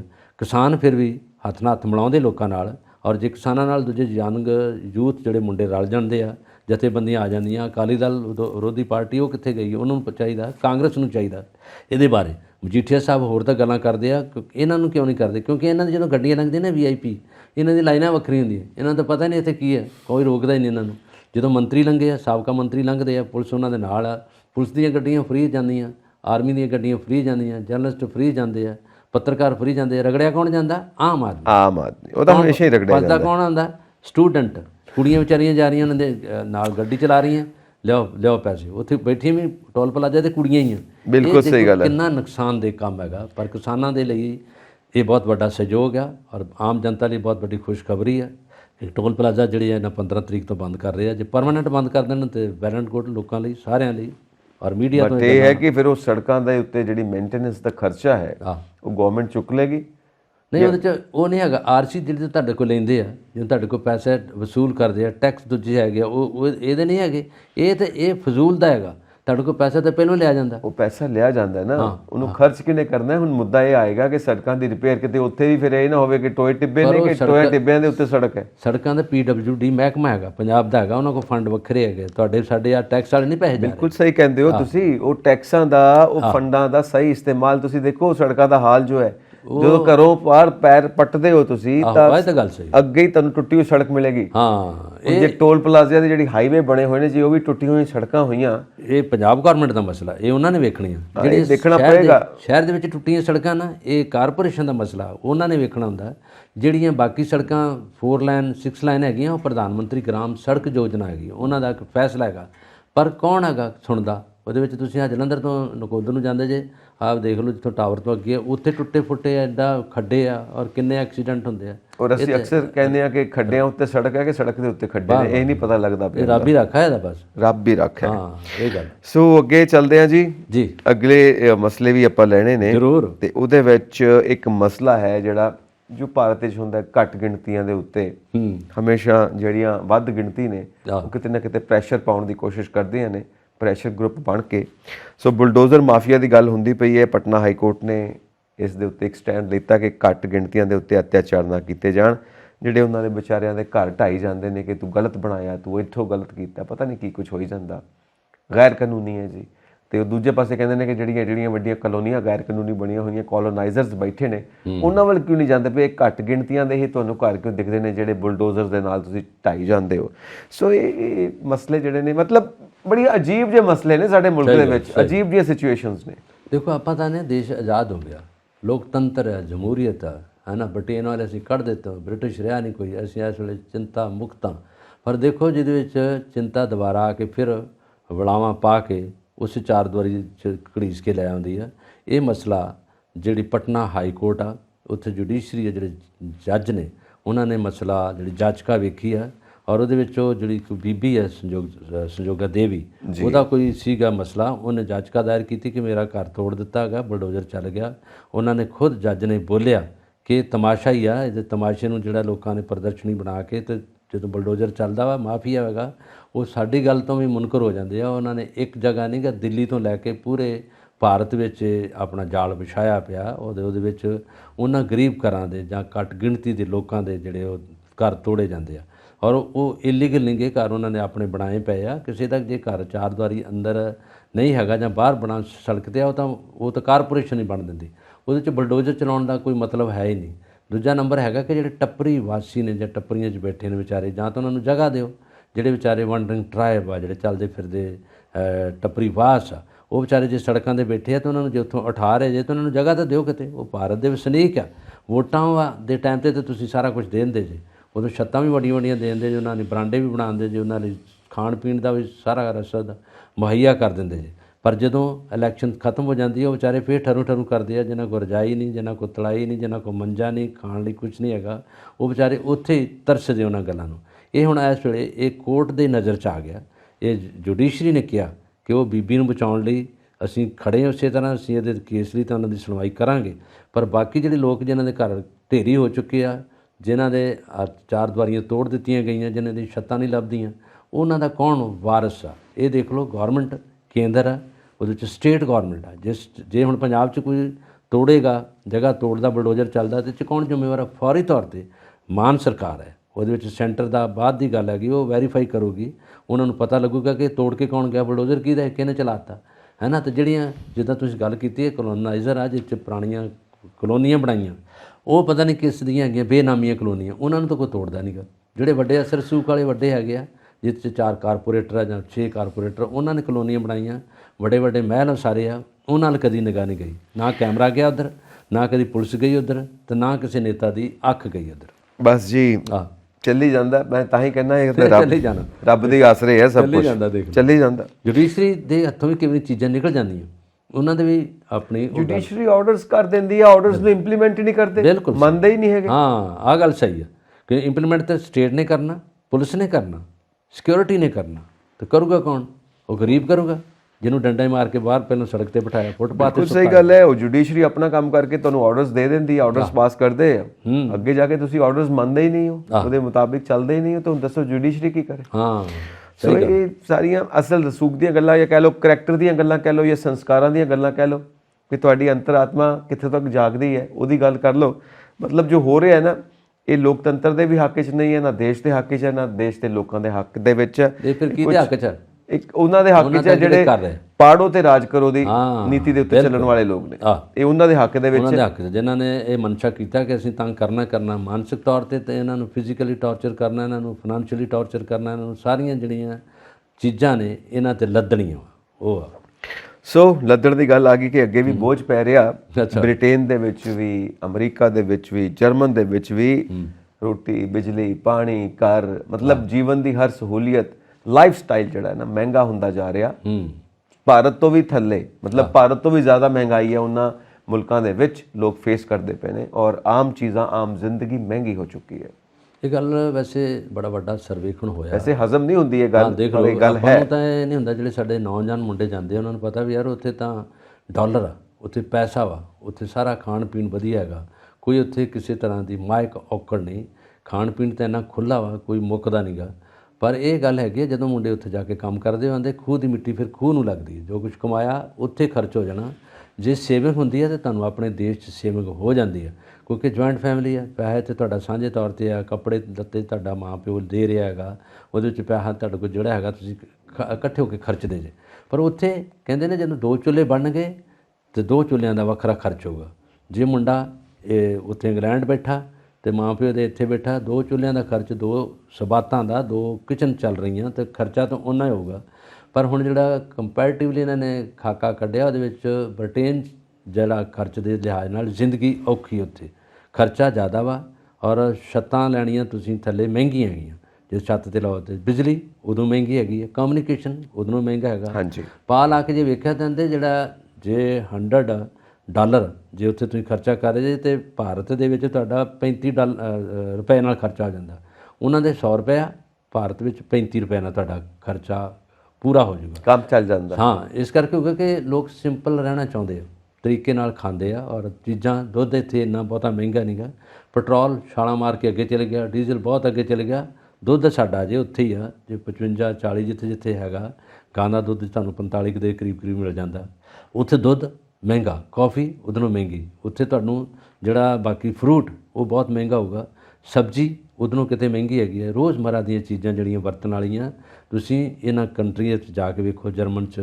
ਇਹਦੇ 'ਚ, ਇੰਗਲੈਂਡ 'ਚ ਤੁਸੀਂ ਦੇਖੋ, ਅਮਰੀਕਾ 'ਚ ਔਰ ਕੈਨੇਡਾ 'ਚ, ਉੱਥੇ ਮਹਿੰਗਾ ਸਮਾਨ ਸਾਰਾ ਹੈਗਾ। ਬਿਲਕੁਲ ਜੀ। ਫਿਰ ਵੀ ਤੁਹਾਨੂੰ ਫਿਰ ਉੱਥੇ ਜਾ ਕੇ ਜੋ ਸੁੱਖ ਛੱਜੂ ਦੇ ਚੁਬਾਰੇ ਨਾ ਬਲਕ ਤੇ ਬੁਖਾਰੇ, ਇਹ ਉੱਥੇ ਆ ਕੇ ਗੱਲ ਨਿਬੜਦੀ ਹੈ ਕਿ ਜੋ ਸੁੱਖ ਤੁਹਾਨੂੰ ਆਪਣੀ ਧਰਤੀ 'ਤੇ ਹੈ, ਆਪਣੇ ਘਰ 'ਚ, ਆਪਣੀ ਗਲੀ 'ਚ ਹੈਗਾ, ਆਪਣੇ ਬੋੜਾਂ ਤੇ ਪਿੱਪਲਾਂ ਦੀਆਂ ਛਾਵਾਂ ਦੇ ਥੱਲੇ ਹੈਗਾ, ਜਿਹਨਾਂ ਪਗਡੰਡੀਆਂ 'ਤੇ ਤੁਸੀਂ ਚਲੇ ਜੇ, ਉਹਨਾਂ ਦੇ ਸੁਪਨੇ ਫਿਰ ਤੁਹਾਨੂੰ ਆਉਂਦੇ। ਉਹ ਬੈਠੇ ਕਿਹਨਾਂ ਨੂੰ?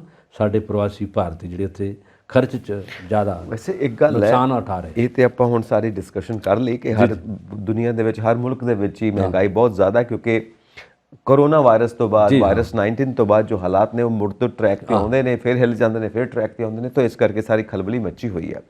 ਸੋ ਇੱਕ ਗੱਲ ਤੁਸੀਂ ਕਹੀ, ਜੋ ਸੁੱਖ ਛੱਜੂ ਦੇ ਚੁਬਾਰੇ ਨਾ ਬਲਕ ਨਾ ਬੁਖਾਰੇ, ਇਹ ਛੱਜੂ ਕੌਣ ਹੈ ਤੇ ਉਹਦਾ ਚੁਬਾਰਾ ਕਿੱਥੇ ਹੈ? ਮੈਨੂੰ ਅੱਜ ਤੱਕ ਪਤਾ ਨਹੀਂ ਲੱਗਾ। ਇਹ ਮੈਂ ਤੁਹਾਨੂੰ ਦੱਸਦਾ, ਇਹ ਮੈਨੂੰ ਖੁਦ ਪਤਾ ਹੈ।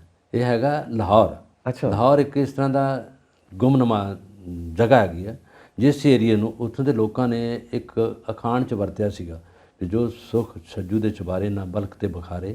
ਇਹਦਾ ਮੀਨਿੰਗ ਇਹ ਸੀਗਾ ਕਿ ਜੋ ਤੁਹਾਨੂੰ ਆਪਣੇ ਘਰ 'ਚ, ਜੋ ਆਪਣੀ ਗਲੀ 'ਚ, ਜੋ ਆਪਣੇ ਗੁਆਂਢ 'ਚ ਰਹਿ ਕੇ ਸ਼ਾਂਤੀ ਮਿਲਦੀ ਆ ਮਾਨਸਿਕ ਤੌਰ 'ਤੇ, ਉਹ ਕਿਤੇ ਨਹੀਂ ਮਿਲਦੀ। ਪਰ ਉਹ ਇੱਕ ਏਰੀਆ ਹੈਗਾ ਜਿੱਥੇ ਉਹ ਲੋਕ ਜਾ ਕੇ ਉਹਨਾਂ ਨੂੰ ਆਤਮਿਕ ਸ਼ਾਂਤੀ ਮਿਲਦੀ ਆ, ਮਨ ਨੂੰ ਸ਼ਾਂਤੀ ਮਿਲਦੀ ਆ। ਉਹ ਉਹਨਾਂ ਦਾ ਇੱਕ ਸੈਂਟਰ ਪਲੇਸ ਹੈ, ਸ਼ਾਮਲਾਟ ਜ਼ਮੀਨ ਹੈ, ਜਿੱਥੇ ਸਾਰੇ ਲੋਕ ਇਕੱਠੇ ਹੁੰਦੇ ਆ ਤਾਸ਼ਬਾਜ਼ੀ ਚੱਲਦੀ ਉੱਥੇ, ਹੱਸਦੇ ਖੇਡਦੇ ਲੋਕ ਉੱਥੇ। ਉੱਥੇ ਛੱਜੂ ਹੈਗਾ ਉੱਥੇ ਛੱਜੂ ਤਾਂ ਨਹੀਂ ਹੈਗਾ, ਉਹਦਾ ਚਵਾਰਾ, ਉਹਦਾ ਚੁਬਾਰਾ ਹੈਗਾ, ਛੱਜੂ ਦਾ ਨਾਂ ਉੱਥੇ ਹੈਗਾ ਉੱਥੇ ਜਿਹੜੇ ਹੈਗਾ। ਔਰ ਇੱਕ ਤੁਹਾਨੂੰ ਦੱਸ, ਇੱਕ ਮੋਹਨ ਸਿੰਘ ਦੇ ਨਾਂ ਦੀ ਗਲੀ ਆ, ਗਲੀ ਇੱਕ ਉੱਥੇ ਲਾਹੌਰ ਦੇ ਵਿੱਚ, ਉਹਦੇ ਵਿੱਚ ਉਹ ਬੰਦਾ ਬਜ਼ੁਰਗ ਸੀਗਾ ਜਿਹਦੇ ਨਾਂ 'ਤੇ ਗਲੀ ਬਣ ਗਈ ਆ। ਉਹ ਆਪ ਤਾਂ ਫੌਤ ਹੋ ਗਿਆ, ਚਲੇ ਗਿਆ ਇਸ ਦੁਨੀਆ ਤੋਂ।